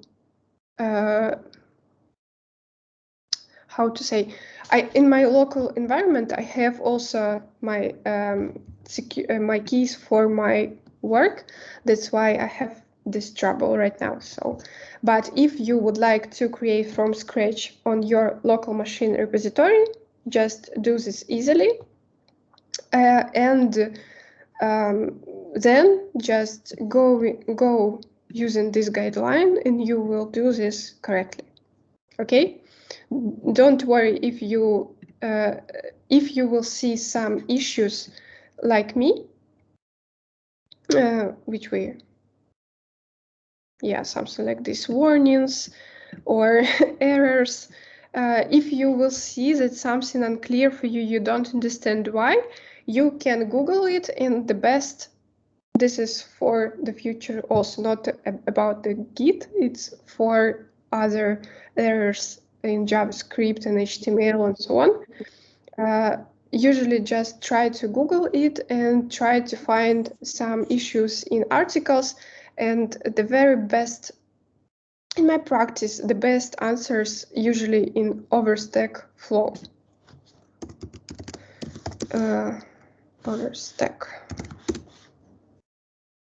Overstack flow here, usually. So,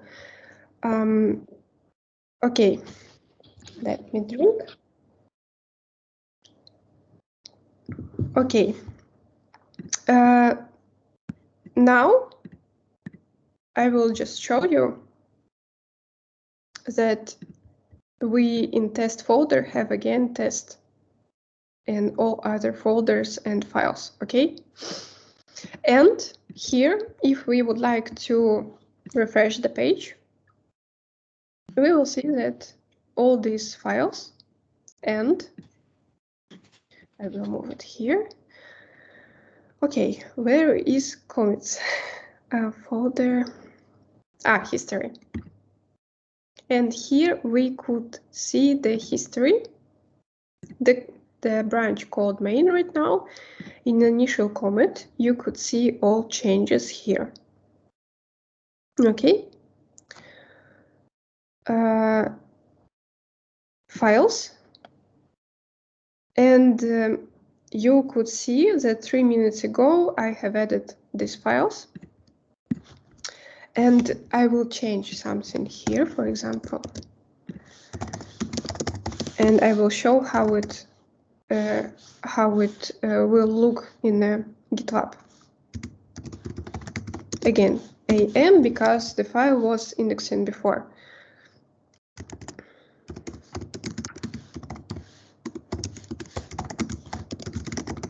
So about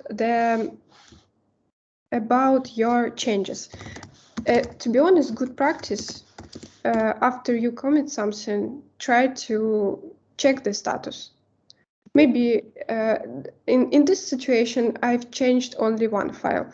But if you change if you are changing a lot of files, for example, 10, 20, sometimes it might happen, it will be difficult to understand, did you correctly added them, did you all need it, are you add all files, all them necessary or not, and so on.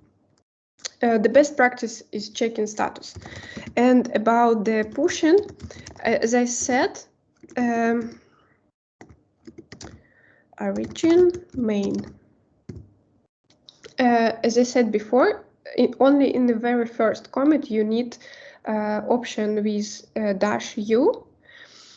In other, if you would like to push other commits, you don't need to use -u, only push origin and branch name.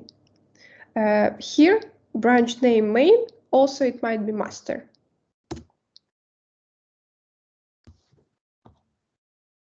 Okay, so refresh the page and we will see, second 1 minute ago, history. Was added new commit. And we can see that red mark is, it means deleted something. Files. I would like just show you, find file.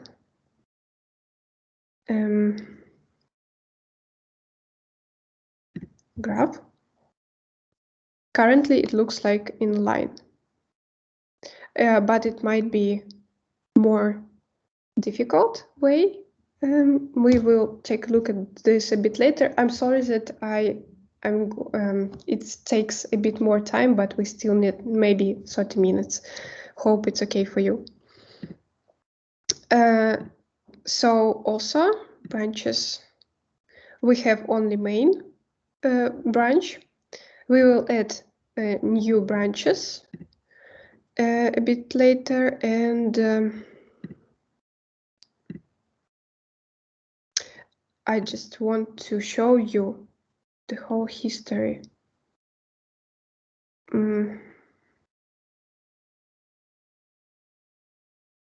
So side by side, you can see the changes right now and which was deleted. Usually it's better to see here, but it's, you know, it's optional, it's all for you. And okay, I can't see, don't see. Sometimes we can see the history of the file, but I don't see how to, I can take a look at in this way here. Okay, so we create our repository. Okay, we know how to check status of our files. We know how to index in them, how to add a commit to your changes, and how to push them. Okay, it's not all, but this is the very basic command. Do you have right now some questions?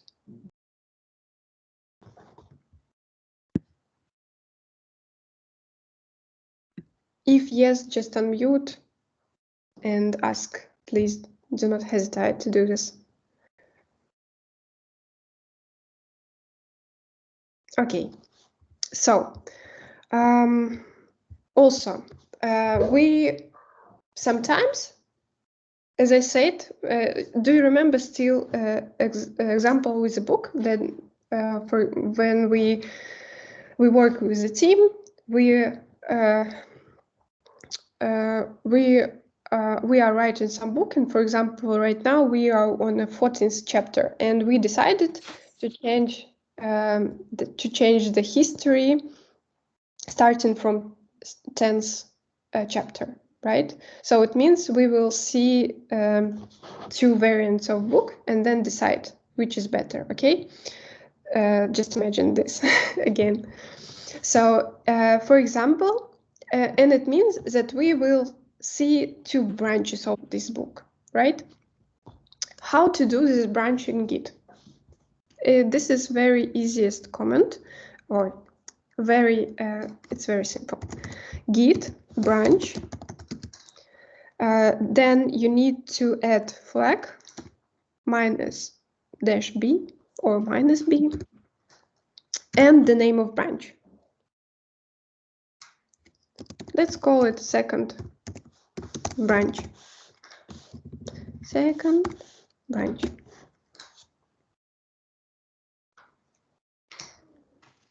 Moment. I'm really sorry. It's incorrect. Git checkout comment. Git branch. This comment starts. You need to work with the branch, but if you would like to create the new branch, you need checkout from the main branch. So git checkout -b and the name of branch helps you to create new branch. What we will do here? Let's. Sorry, someone unmute, and maybe you have a question. No. Okay. Let's do here something. Our second file. This is this changes is just to show you the progress. And here, let's add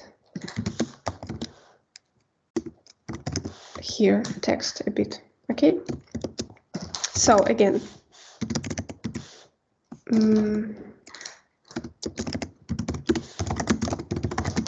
git add, git commit am.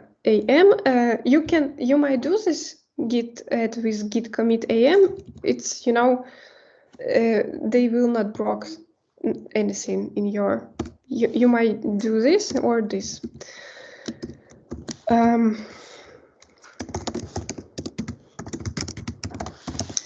Commit message and push. And here, important things. Do you remember? I hope you still remember that we are in the second branch. Okay, so if we would like to push these changes, we cannot push them to master or to main branch. We should push them to second branch. Okay. So because I've created the branch with an error, I will continue. Okay, and you see that in your remote repository, you can create pull request for source branch, which is called second branch. Okay, let's do this. Oh no, not this.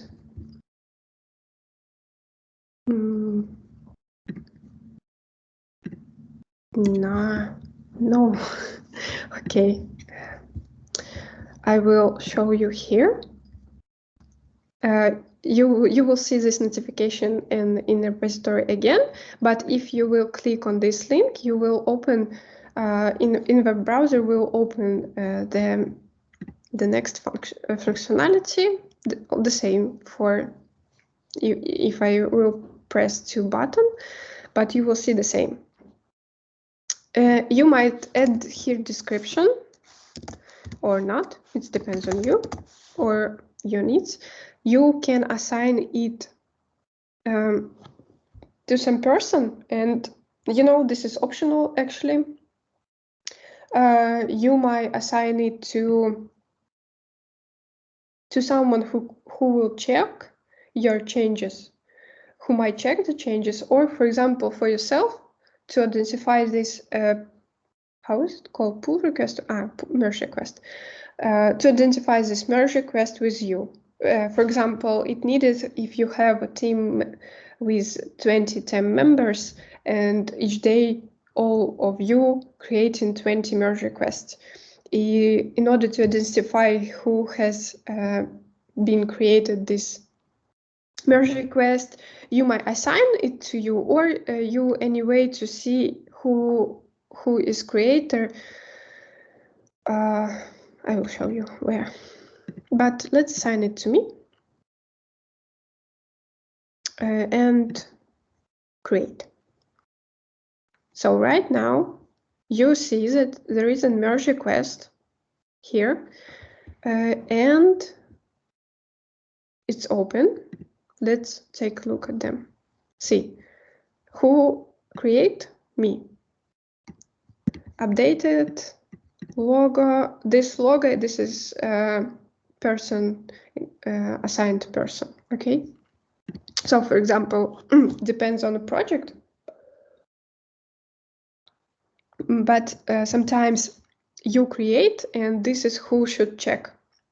This person who should check, or sometimes this is you create and you assign by yourself if you would like to identify by this icon. Okay, what we can do with this pull request, we can usually the workflow is providing approve this pull request, and after the pull request will be approved, we can merge them. Options, you might delete this branch or squash commit. I will show you and merge and delete and squash commit in a few minutes. Okay, just merge them right now with delete and branch. And see that there is no merge request. And opened, merged, only one. And this changes 4 minutes ago. Again, changes to second file. See that we added some text in first line and new in third line. Cool. But what about our graph? You can see right now that we have main branch. You could see that this is the main branch, okay? They are red and it is written that main. And this is green line, this is our branch which is merged. So let's create new branch. Yeah, let's call it test. Not. Which is the correct comment? Who remember? Let's go. Unmute yourself, please.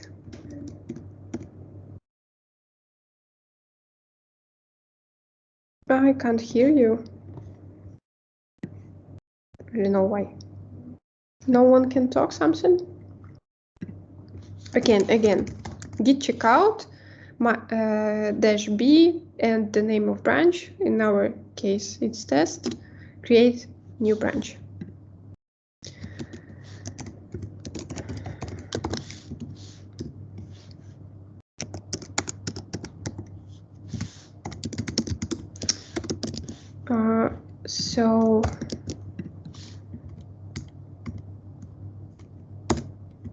So I will add almost the same changes.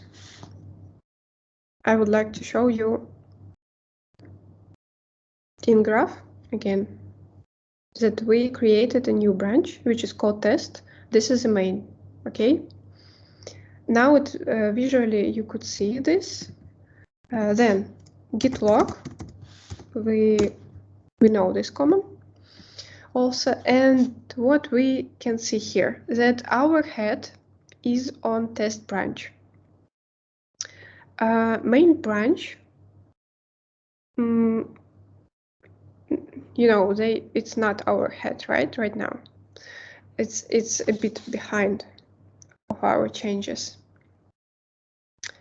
and we can see that the last changes was pushed to second branch, and actually we don't know the status.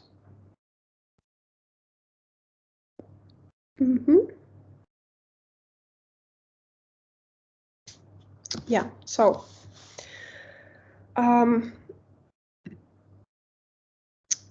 about how to move it to our lection right now.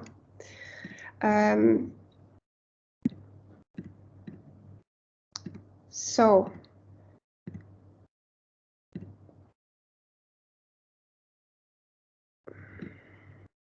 what I would like to explain you, this is about the, as I said, branches connected with our presentation, okay? So you can create branches in order to make your changes in one separate branch, which you can easily change by yourself. You can this branch easily to test, because sometimes you might develop something incorrect, and these changes might have some errors, and it's not good if the main branch will be broken. So in this way, creating branch, you develop in here, and you can send this branch to the QA team, and they will check your changes. Okay. So the main commands which you help to work with branches. Git, this is a git branch A. You could see the all git branch. This is the basic command which help you to work with branch. -a help you to understand all your where are you? You are for me, for example, where am I?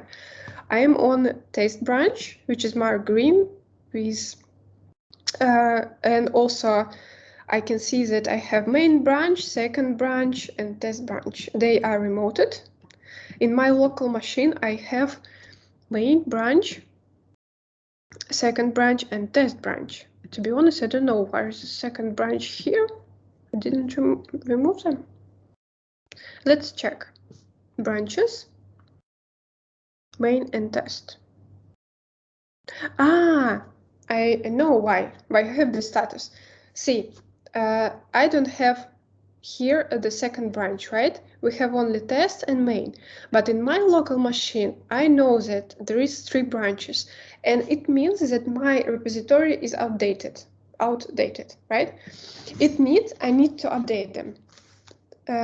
The version how I can update my repository, for example, if someone, okay, git pull, not if someone, just git pull, this is one option which can help me to update the branch, git pull origin, and the name of branch, and see, fetch head, and usually it means that our head might change to the correct branch, okay? So how to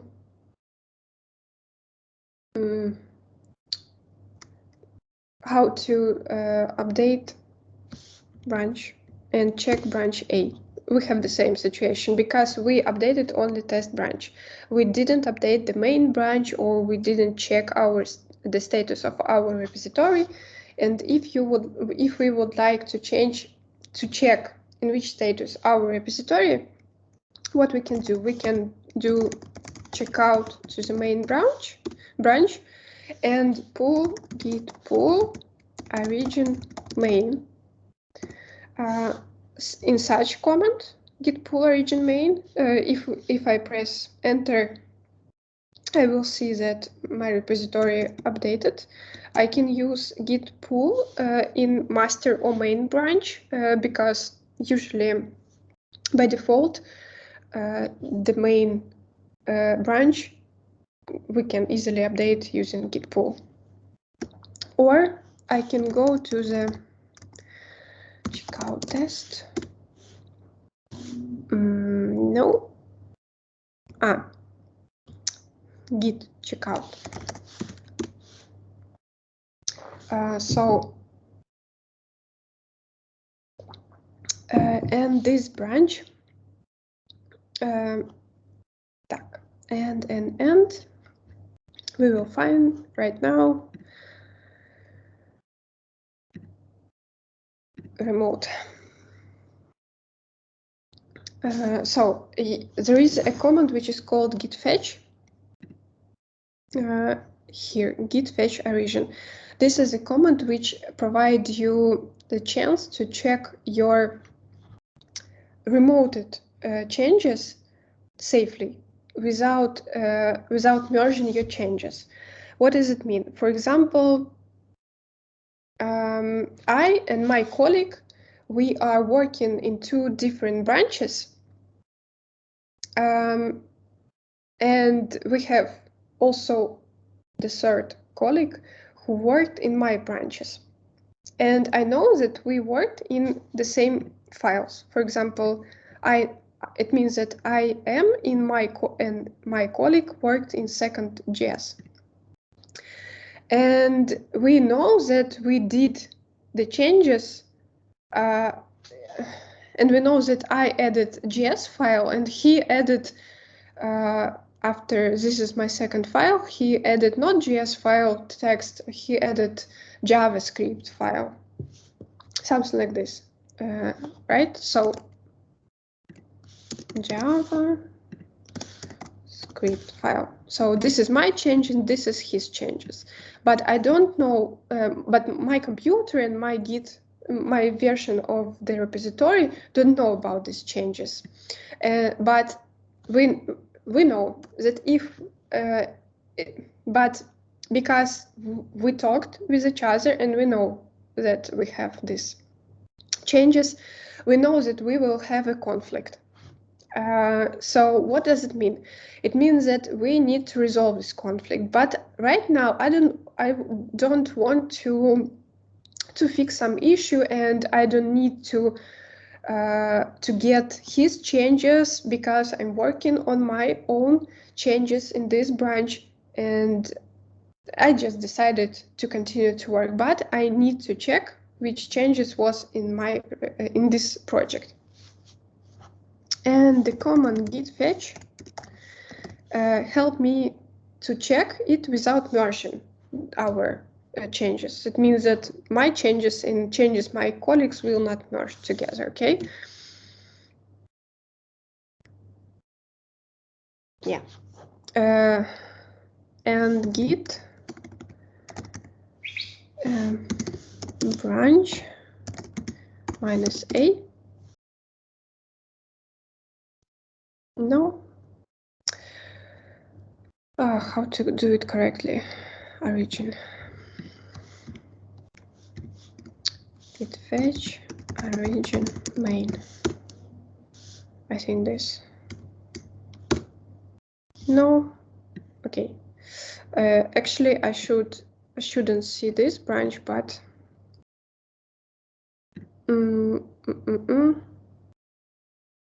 let's check. Maybe someone works with this command and know which I did incorrect. Here, this is a git fetch branch.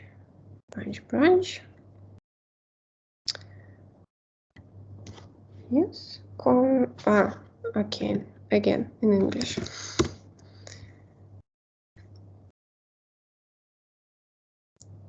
Command options, remote.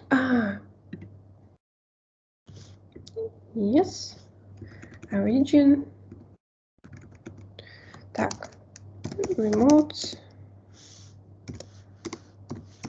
Origin main. Okay, it means that without remote, and it means that without this slash. Okay, we can't see that this branch disappeared, but we should know about it. How? Git fetch -all. Yeah. Is it correct? No. Okay.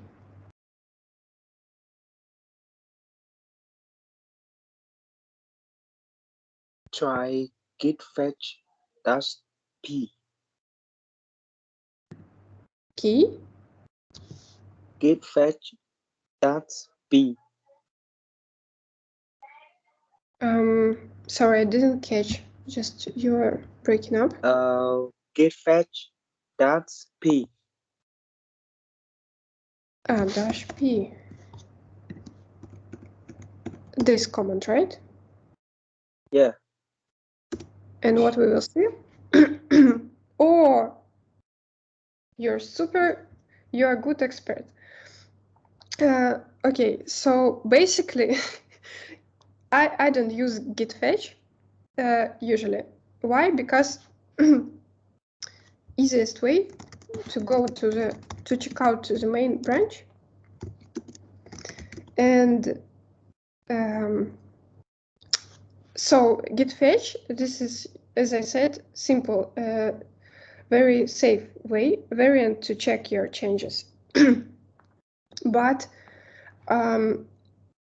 usually when you would like to get other changes, as I said, in branches, usually we work only alone. No, it means that if this is feature branch, yeah, in this branch we will work together with our teammates, but actually it will be also useful if we will pull changes from master in our local machine and merge them in our main branches. And after we will merge this in our local machine, we can merge this main branch from our test branch, for example, when we will need this. So just a little bit different processes, but and they are similar and they are different a bit. So fetch, okay. After, yeah, and git branch -a, yeah, we see that the branch is updated. Then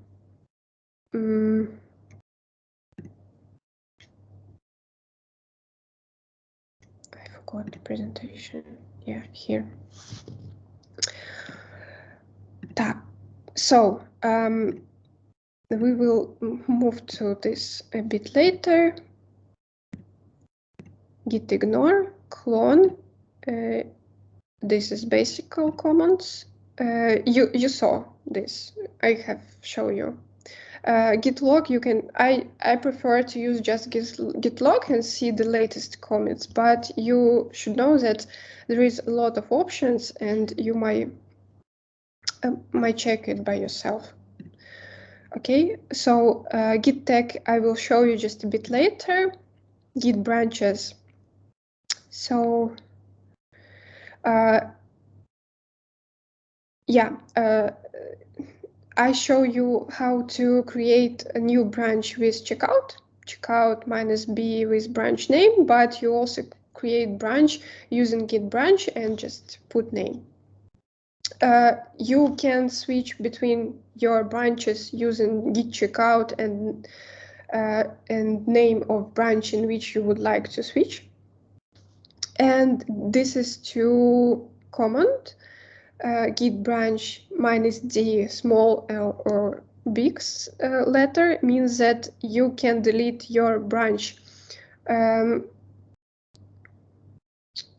after merge, and you can delete it on your local machine. So it means git branch -d big D second tag bar branch. Yeah, here is said that the second branch was deleted. And again, check. Yeah, we could see that there is no such branch on our local machine. And let's let's delete this test, for example, branch. Oh, maybe we need them. Ah, no matter.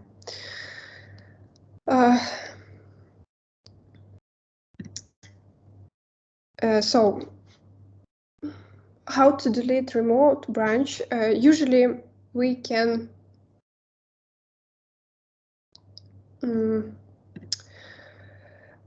we text this sorry.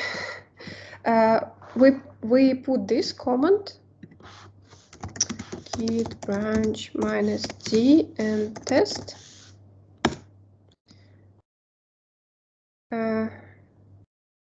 Yeah, I cannot delete it because the branch test didn't merge. I think that the D with capitalize. No, the capitalize allow me to delete this branch on my local machine, but I can't delete it. So with D, with a capitalize, yes, we can delete it only our local machine. If I would like delete test branch in remote machine, I need to delete it. I need to merge these changes. Merge request. Let's do this. But I don't want to delete them by default. That's why I remove this tick button and merge these changes. So there is no pull request, and in my project we can check where oh yeah, here in the repository we could see in graph that the test branch was merged and branches, and we still see that this branch is still here. Okay, the fetch -p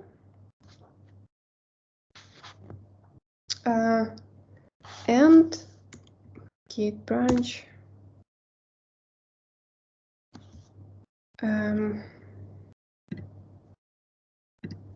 this provide me again to delete this lock in local machine.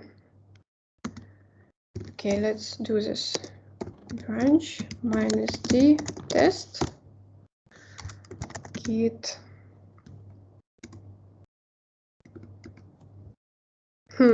interesting.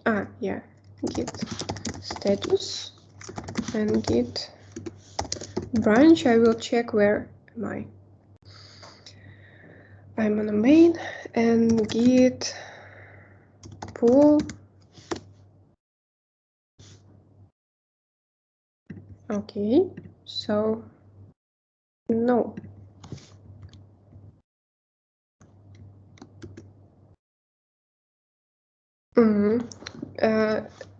If I try this comment again, it means that I have deleted this branch locally and I can't delete it again.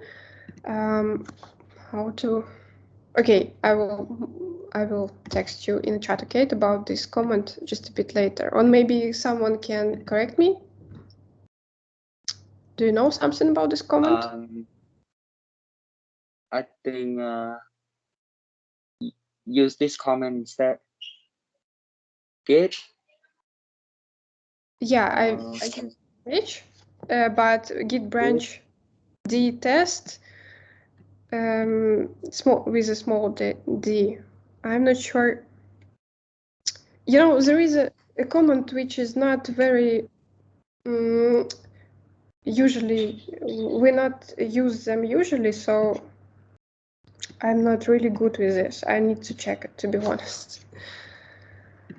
Okay, let's continue. Okay, I would like to show you about merging, the merging process. Yeah, this slide.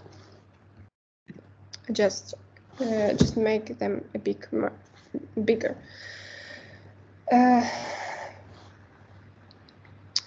So merging, this is a process when you put in your changes from some branch to the main branch, okay? Together, it said that forked history back together again. So the git merge command lets you to take the independent lines on development created by git branch and integrate them into a single branch, okay? As I show you, the merge command allows you to combine your changes in some branch with your main branch, or with a branch in which you would like to merge them.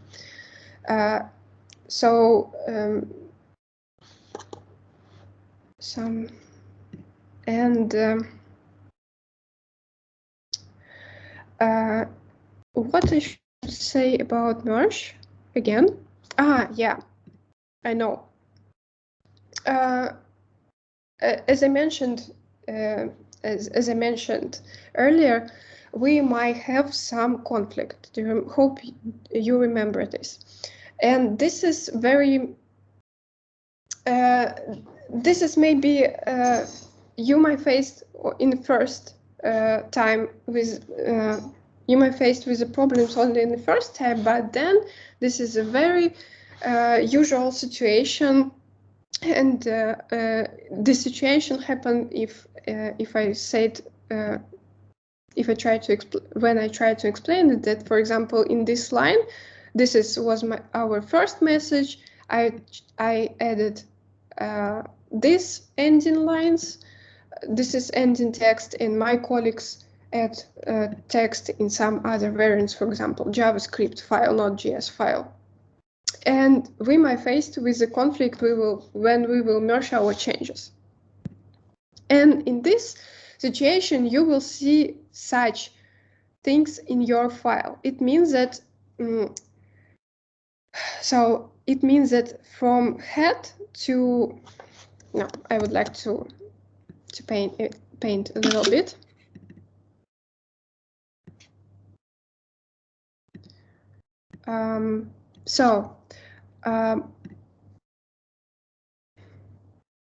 Again, this part, this is your changes. This is your, sorry. Yeah. This is your changes. But this, and all which is here, this is the changes of your partner, or the changes of conflict, no matter. So it means that you should decide which change is important, or just combine them. You will understand it when you will see this in the process. Usually, two developers or who will fix this conflict, they call in each other and decide and trying to understand how they would like to fix this conflict. One more important thing, this is not only here is written develop, but usually here is the hash of commit, you could see. It means that the big line with numbers and letters. But yeah, anyway, this part, which is head, it means this is your changes, and the second part, this is changes from the server. Okay? Does it sound clear?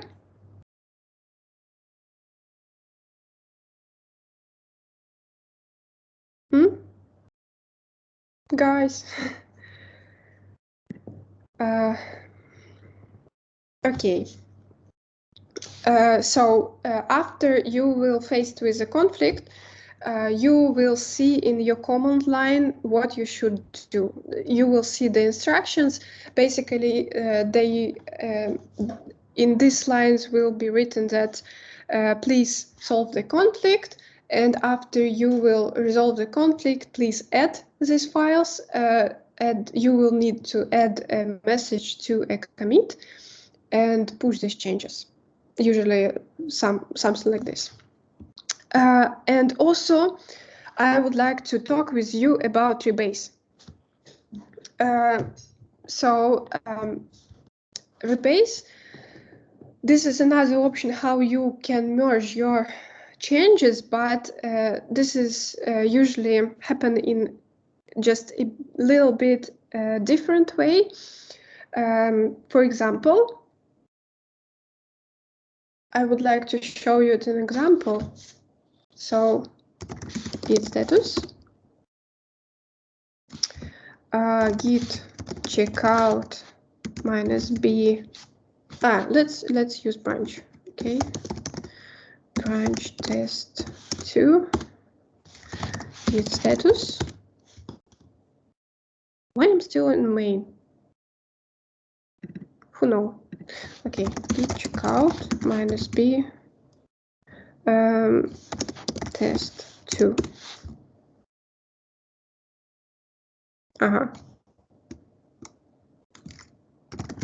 Git.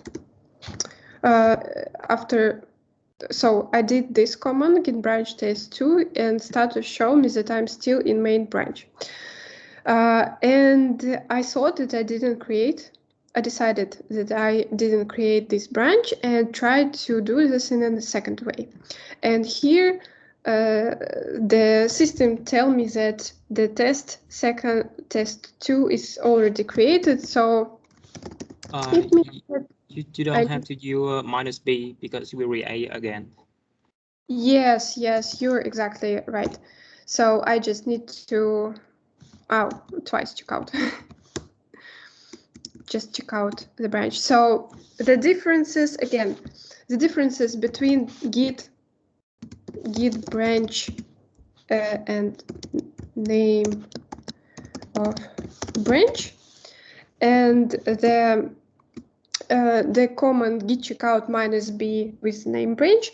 The differences is that if you create the branch using git branch, you need also text put in your console, in your terminal, that you need, after creating branch, you need to check out this branch. If you use git checkout -b, it means that you create branch and you will check out in one command.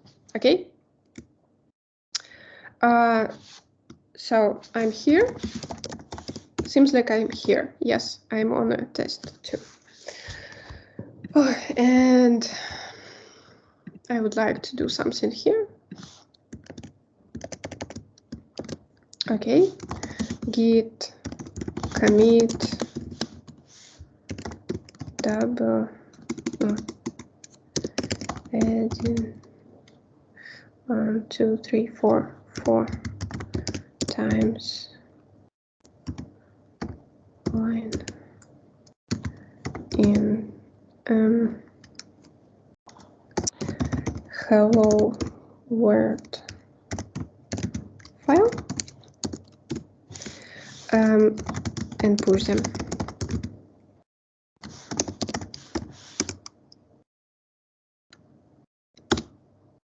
Okay, and let's go take a look what is in the graph. Sorry, do you need to charge your laptop? I see it's on low battery. Yes, it's I've made a mistake here. Hope you forgive me, okay? About this. So I just wanted to show you differences between merging and rebasing, okay? So I created new branch, and now I'm going to main branch, and I would like to check status. Yes, I'm here, definitely. And I am going to add some line 99 here, okay? Adding line to second file. I know that it is late in yours, that's why I'm trying to finish. So git push origin, git push. Okay, See, I did changes in main. Let's see. Yeah, see? This is my changes. This is the test2 branch, okay? Go to test checkout test2. And we would like to add our changes from main branch in our current branch. How we can do this? Using by Rebase. Rebase and name of branch.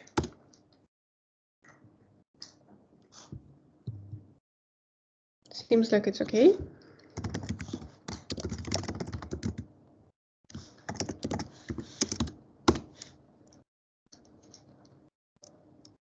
No.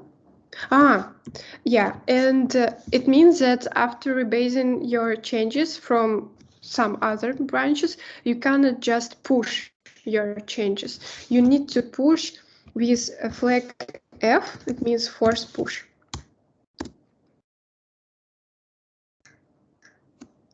Okay, so, and we will update it.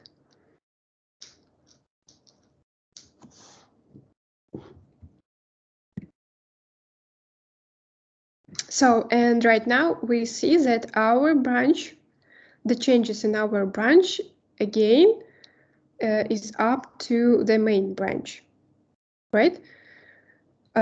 So this is the main difference between merge and between rebasing branches. If for example, in this branch test, I will merge something, git branch -a,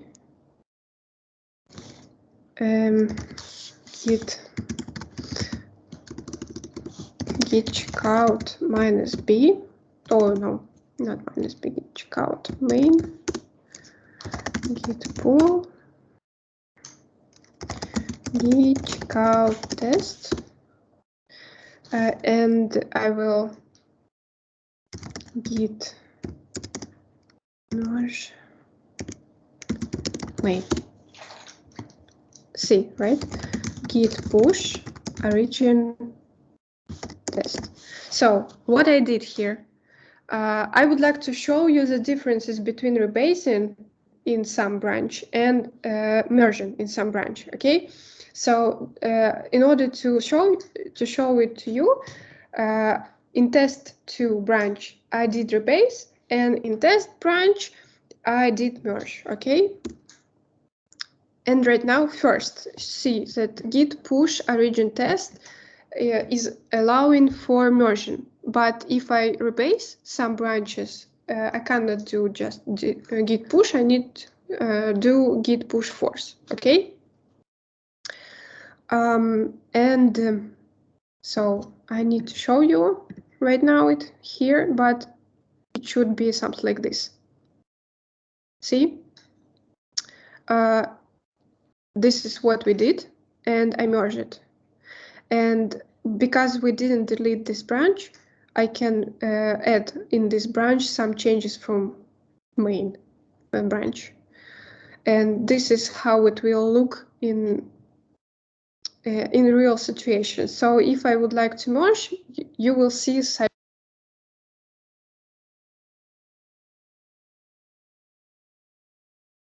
Oh, you have been mute.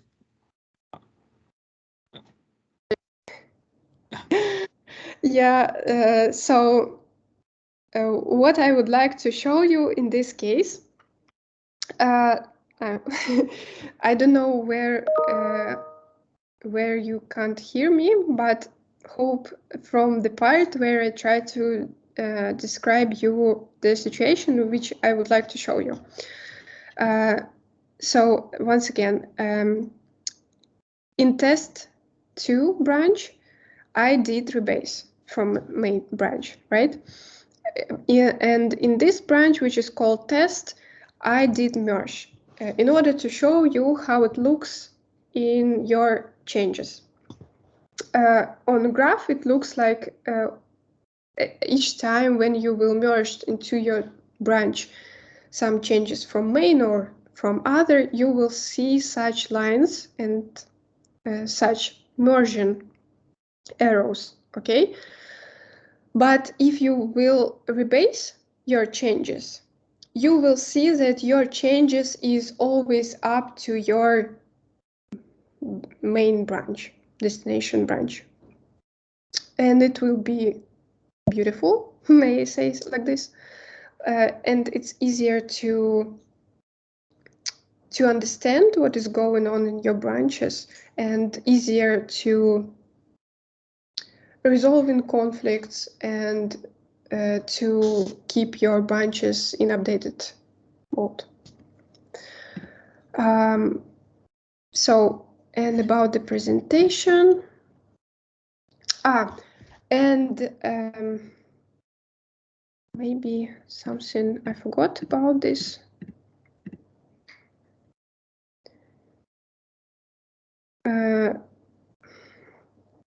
Yes, this is proofs from each other. Simplest and familiar, preserve complete history and chronological order, maintains the context of a branch, and here about Git Rebase, that it streamlines a potentially complex history. Avoid merge commit noise. It means that I will show you.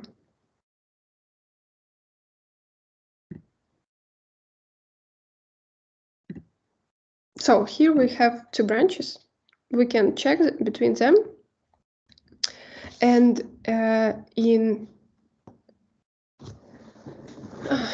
so give me a second. Yeah. So in test, we merge our changes, right? This is changes. This is the merge commit noises. What means inside. After you merge some changes into the branch, you will see this merge commit, usually.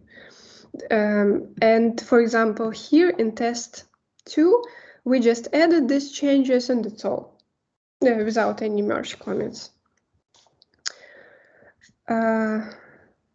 And clean intermediate commits by making them a single commit, which can be helpful for the ops team. Yeah, something like this.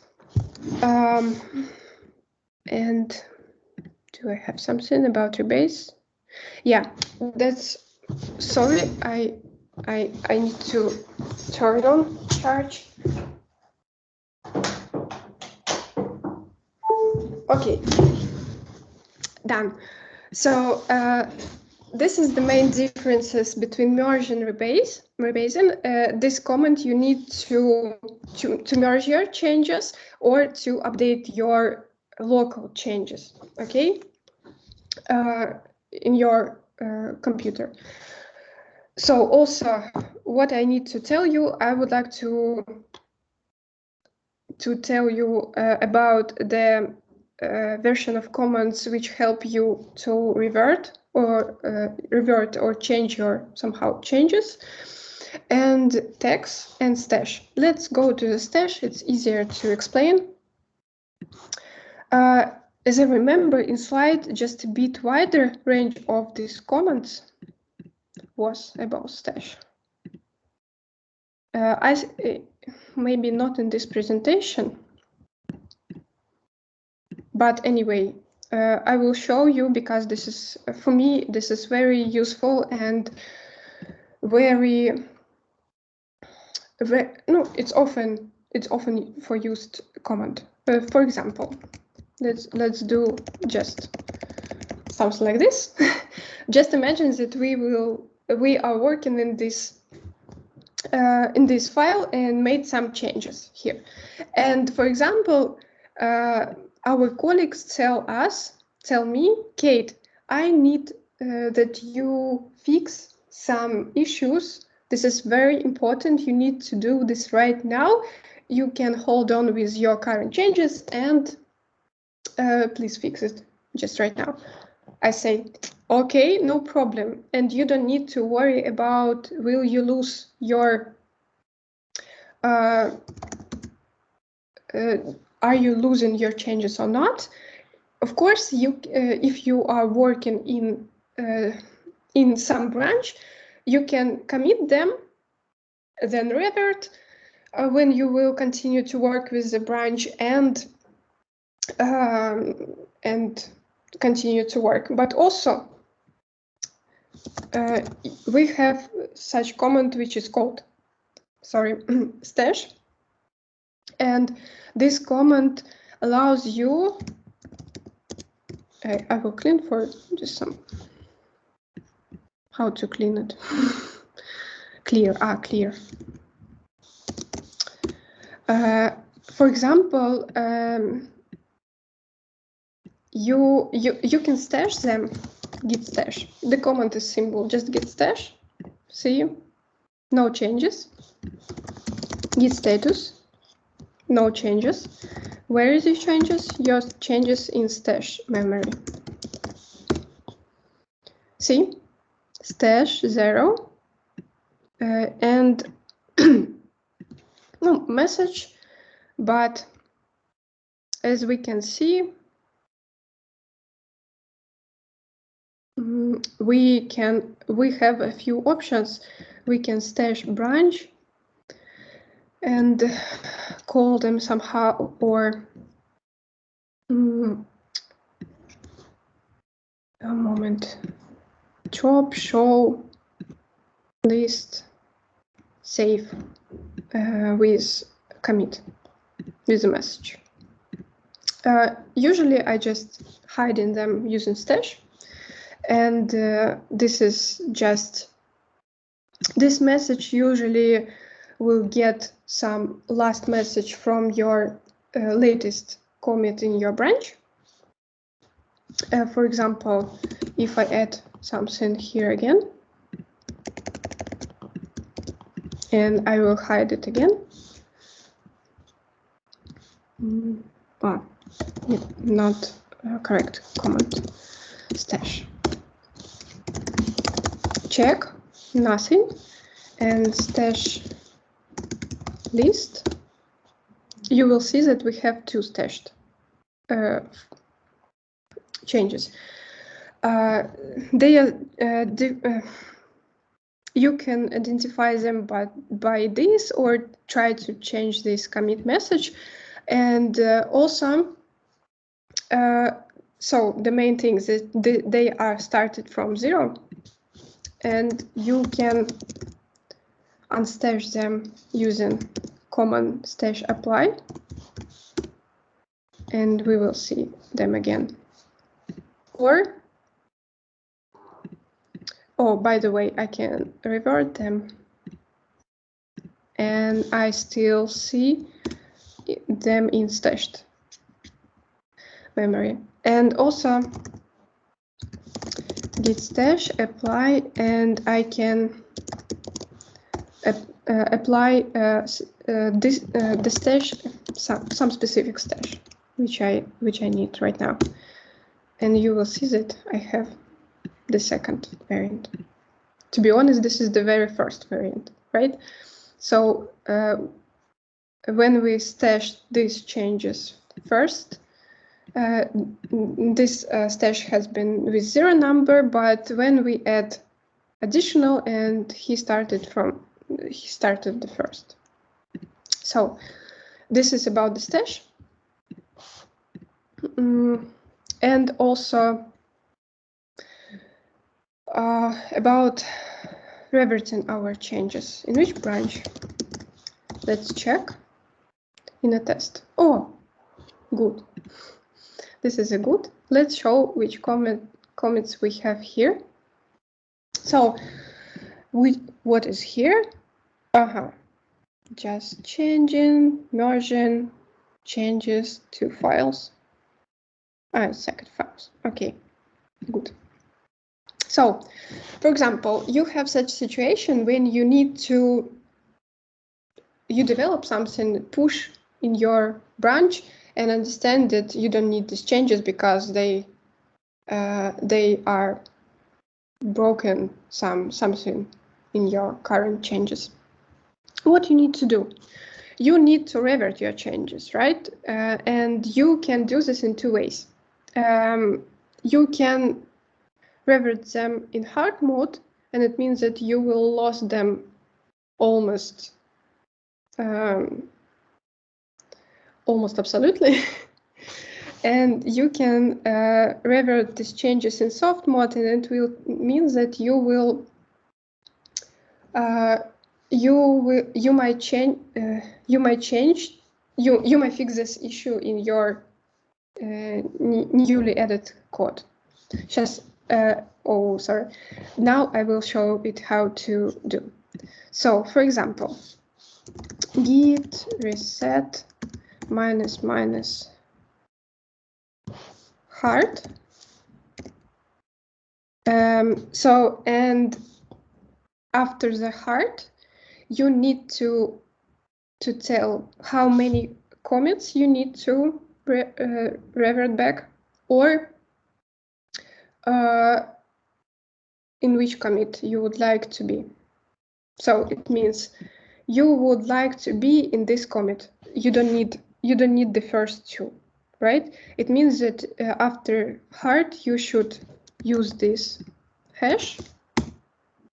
And now we are on this line. Git log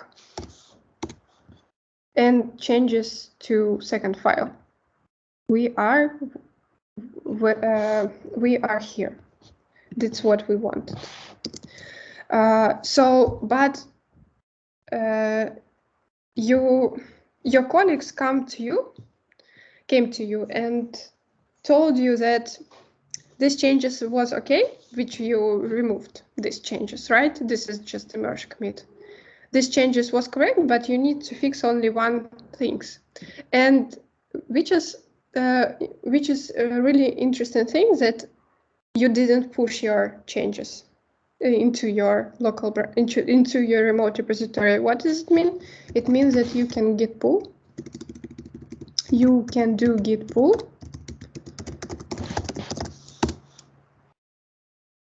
And your changes in your local machine will be restored. I will show you. See, adding line to second file. Here, E4 921. E4 921. Okay. Does it sound good? Do you understand it? Is it okay? Guys, do you have any questions? I see that when we reset hard mode, we still I see that when we pull remote branches to our local, they are still on the previous common, like not remove anything with hard mode.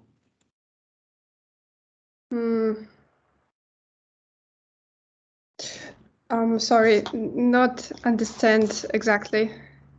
Just rephrase it, please, a bit.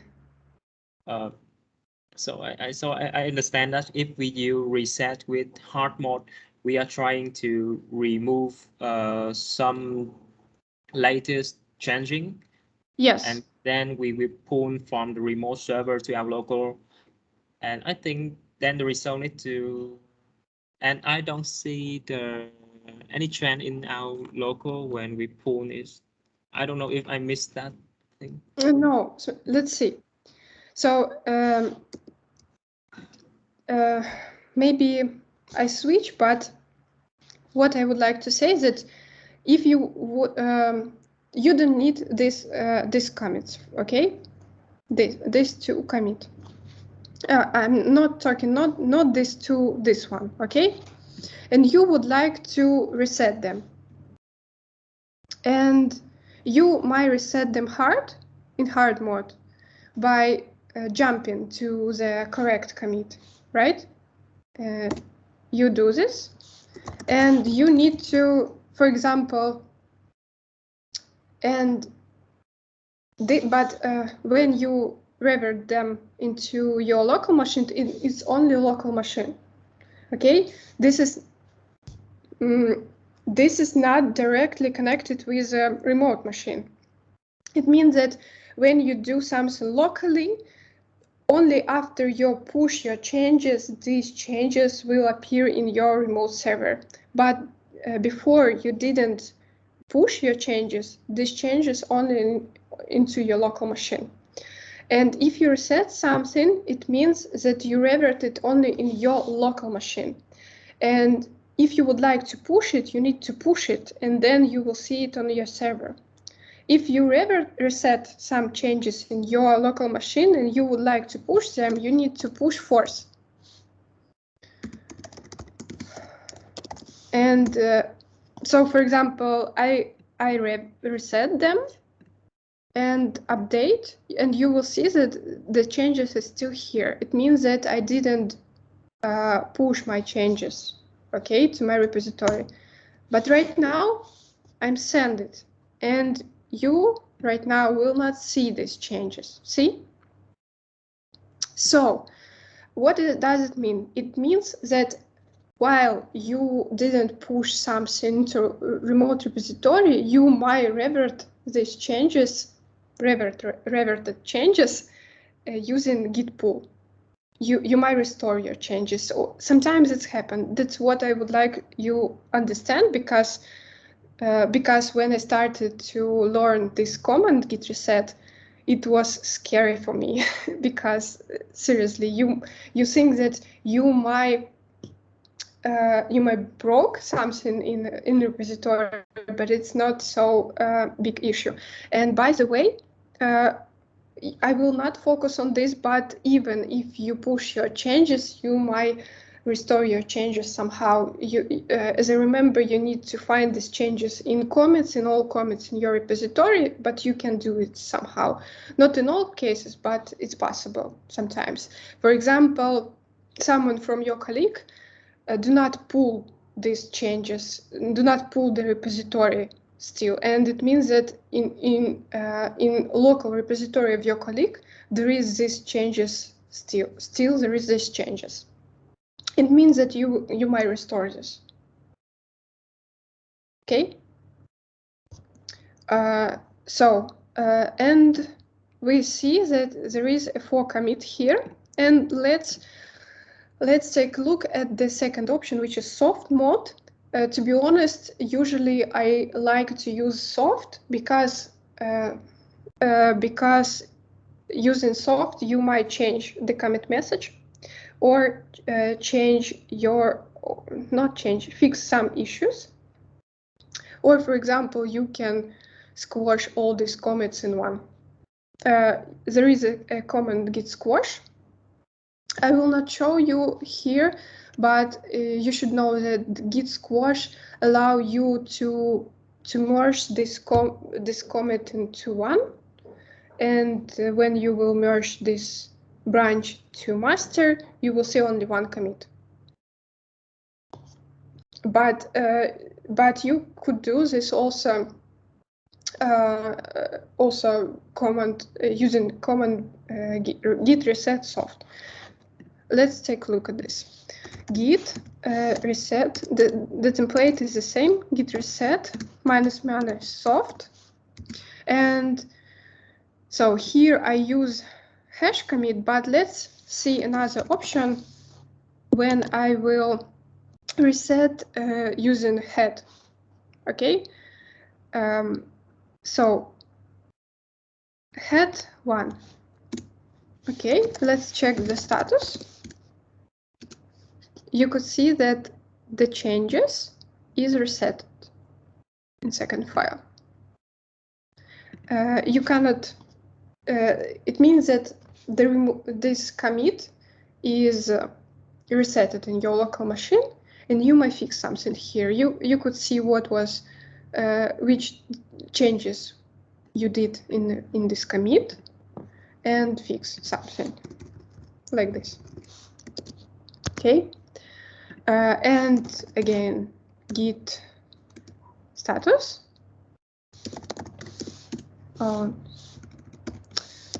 status. See that the file modified. git commit -am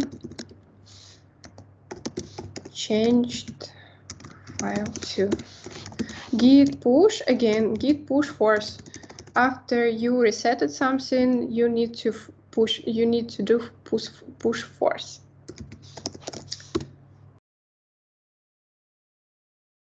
Okay. And yeah, we're here. Changes to second file should change the commit message, change file to. Okay. So, and I've told about, let's take a look at the git log. Head means this. When I type in head -1, it means minus this head. If I type -4, it means 1, 2, 3, 4. Okay, let's take a look. Git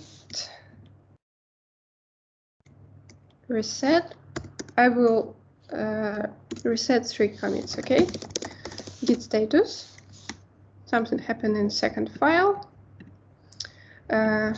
Git add. Git commit -m.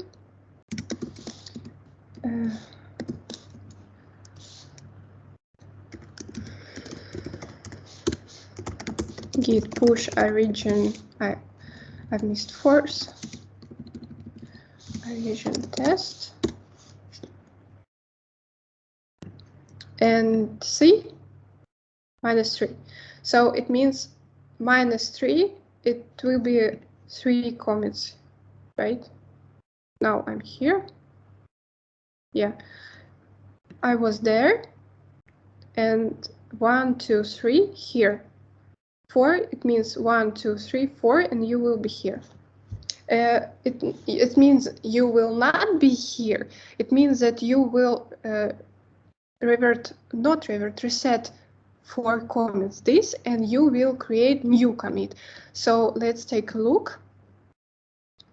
So for example, the commit 8a321, and here 3f. Okay, and remember it, and we see that the third commit was 7.7, not 8, right? And here 3f, and it means that after you reset your commit, you will create new commit with new hash, new data, and so on. Also, I would like to show you only one command. Let's change it. And git status check, git add, and let's check again that you index in this file. So sometimes I faced with this situation. For example, I have 10 files, and because I usually do git add with dot, I put a text git add dot enter, and I understand that I don't need to index in all files. I need not all files. It means not all 10 files. I need only 9 of them. So, and I would like to indexing these files again. It's really inconvenient if you will go to the file and do some changes there. So no, and it will be incorrect. To be honest, you still indexing your previous changes. So in this command, we have the command reset head, something like this, but let me check it, please.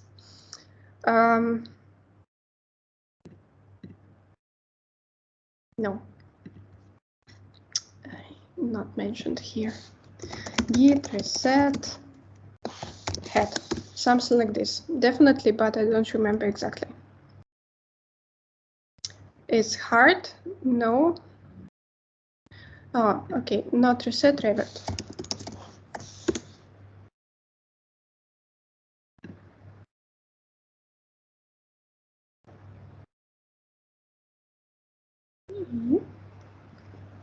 And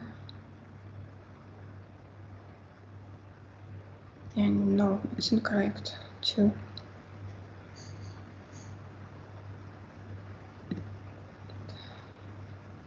Git revert head.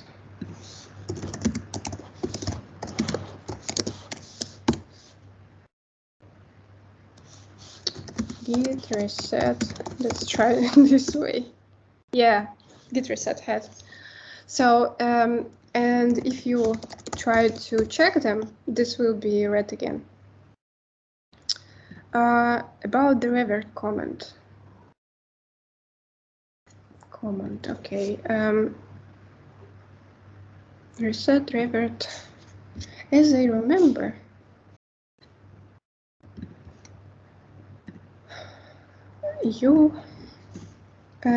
so remove. We did this. Did we this? Yes.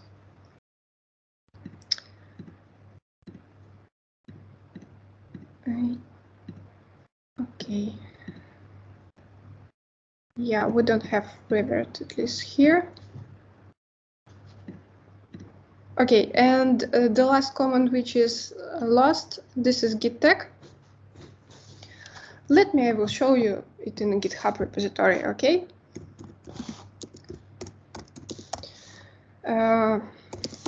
Like this. It will be just easiest way, because the comments, they are definitely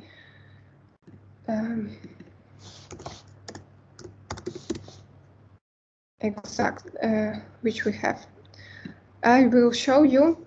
And so in GitHub repository, sometimes we have releases, and here we have a label text, and we might see v1.8.2. This is text. So how we set them? Where's our presentation? Let's check, do we have text in our branches? No, we don't. And what we can do?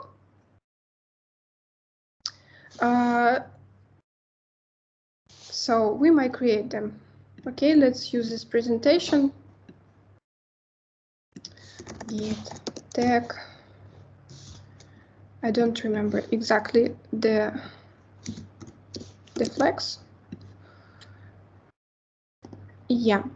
Then you need to add how the text will look like, and message, yes, by M. We will add the message,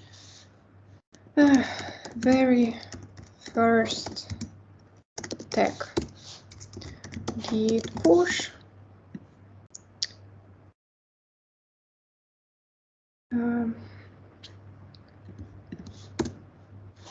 incorrect, should be.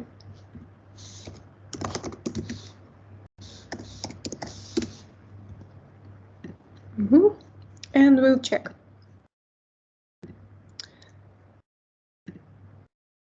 Okay, this and here should be somewhere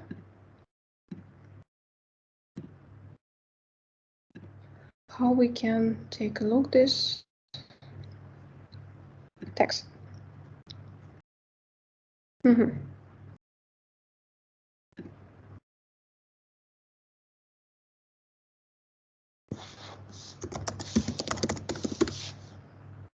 Git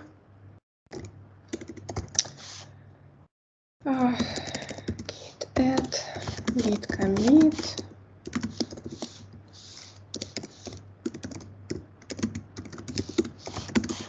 git push.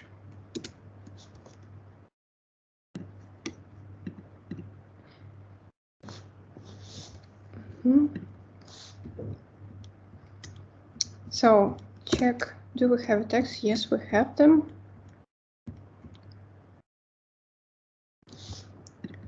And tag. Okay, let's check git tag. show. And what is it? Git. Yes, it show v1 0 0. Yeah, the commit is here. But git tagging.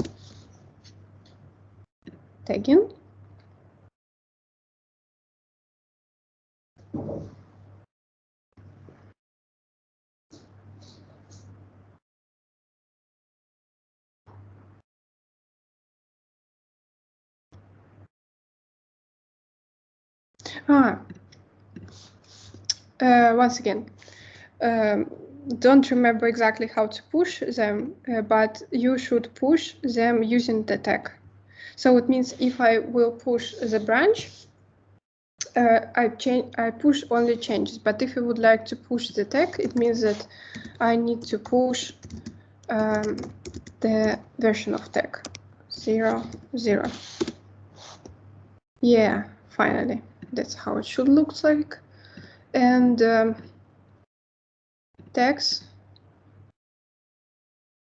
Yeah, and you could see it here. Repository, and be honest, yeah, you should see the tags here also. And if you will click, it means that you might create your branches from this tag and developing new changes. So looks like it's almost here. We're almost done. Do you have any questions? Guys, please. In the box track, do we need to should we just use only one branch, or I mean that's the bot track, we track only one branch, or is track on the branch we have for bugs? Bot track our homework. No, not exactly understand what does it. Because I believe that bot track will come to our report and check the code on that. It is right. Bug track? I'm correctly understand you. Track our homework by see our code on the GitLab. Bot track, right? Yes. Okay.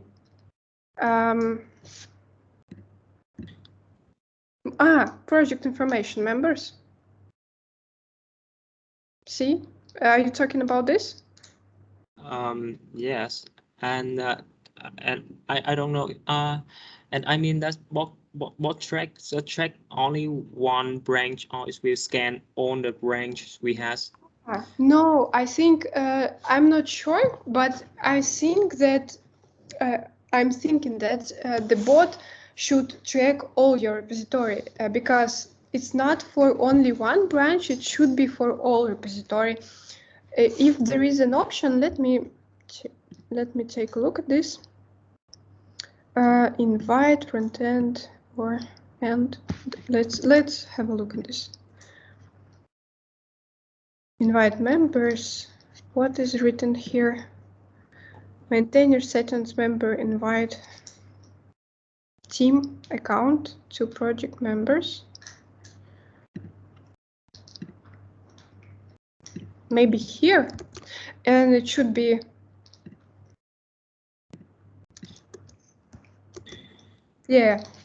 invite member, and you will add two bots, front-end GitHub bot and FL core team. Yeah, and it will be track your repository node branch. You will have him permission. Maintainer, is it set in your? Yeah, select maintainer and choose a role permission field. You will change like this.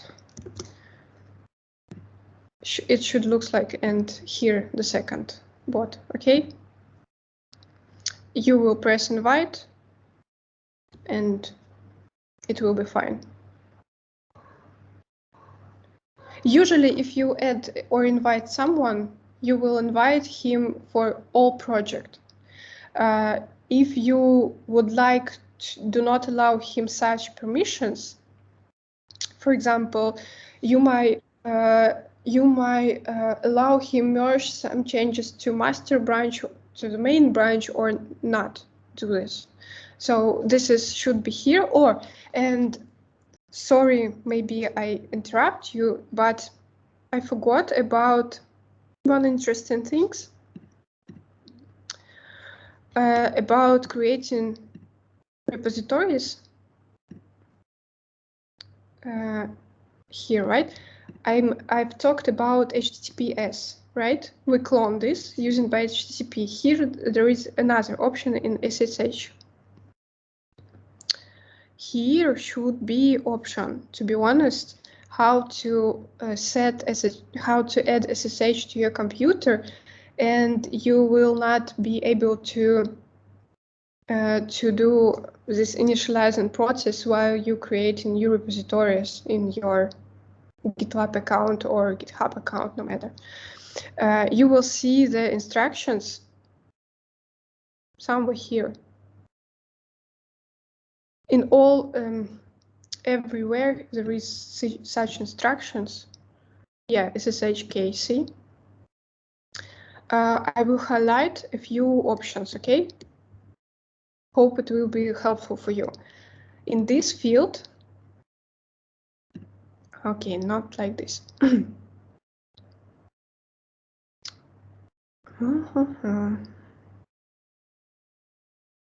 There is a few types of SSH keys.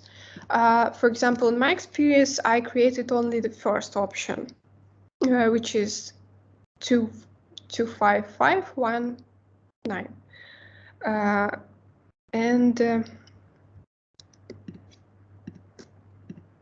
Is it? You can read more details, but so So here is how to generate SSH key pairs. Why is it pairs? Because after this command, you will generate a few files. What you will see, after if you will put in your console, I will not do because I have my SSH for my project. Okay, so please allow me to just explain it in the words. Put it into your console like this. Press enter, and what you will see? You will see exactly such message. This is just a home directory. It depends on system, Windows, Linux, Mac, no matter, but definitely you will see .ssh. This is the hidden folder. As you remember, you might highlight all hidden folders using some commands for your local system. Okay, you might check it in the internet. And you will see ID ed 25519. This is command ask you to enter name of file in which you will save the key. By default, this file will called like this. And you will see two types of file. I will show you.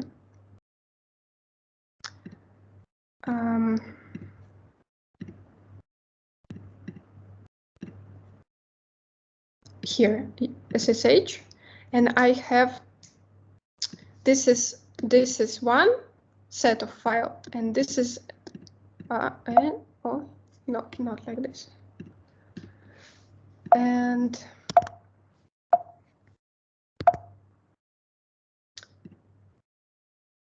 this is first set of file.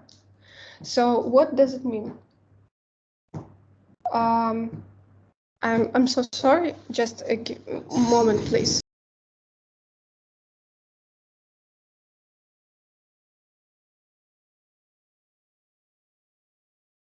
So this file the first without .pub. Is generated firstly, and file should store in your computer, and when you will try to identify your Git with GitHub, this is like the second key which will check, compare, is it okay or is it a correct account or not. But pub you should put in your GitHub or GitLab account here. You will open it, copy paste, and add this line here, title it, and press add, and you will see here some line with your ID. But anyway, in the first comment, they will ask you to enter file name. You can leave it by default, actually. So then, in the second, when you will confirm the file name, you will need to put your phrase which allow you to be identified. It's like password. So twice. That's all. And then you could the file configuration files has been created. You public key add to your account, press the add key, and that's not all, to be honest. You need to connect with your GitLab account, and this is pretty simple, actually. I will show you. This is instruction how to copy it, but you need this. After this account, you just need to, in terminal, try to run this command ssh -t git in gitlabexample.com. And you will see this message, and that's all.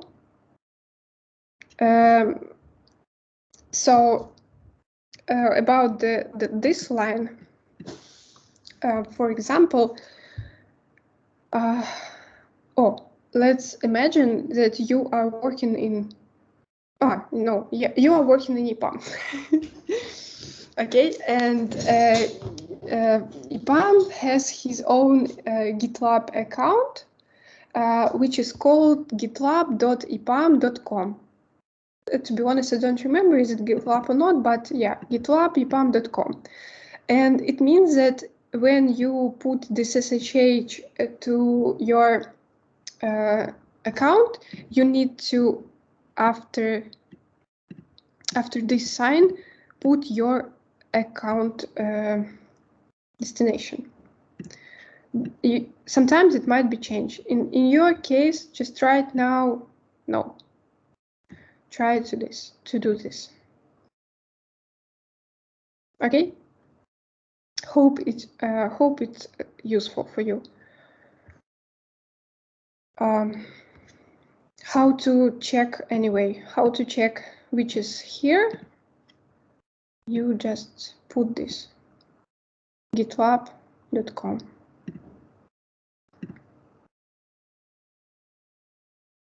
But for GitLab exactly, I think this comment should be. So that's all. That's all I wanted to explain you. I will send you in the chat just a bit more links. Okay, I will stop recording.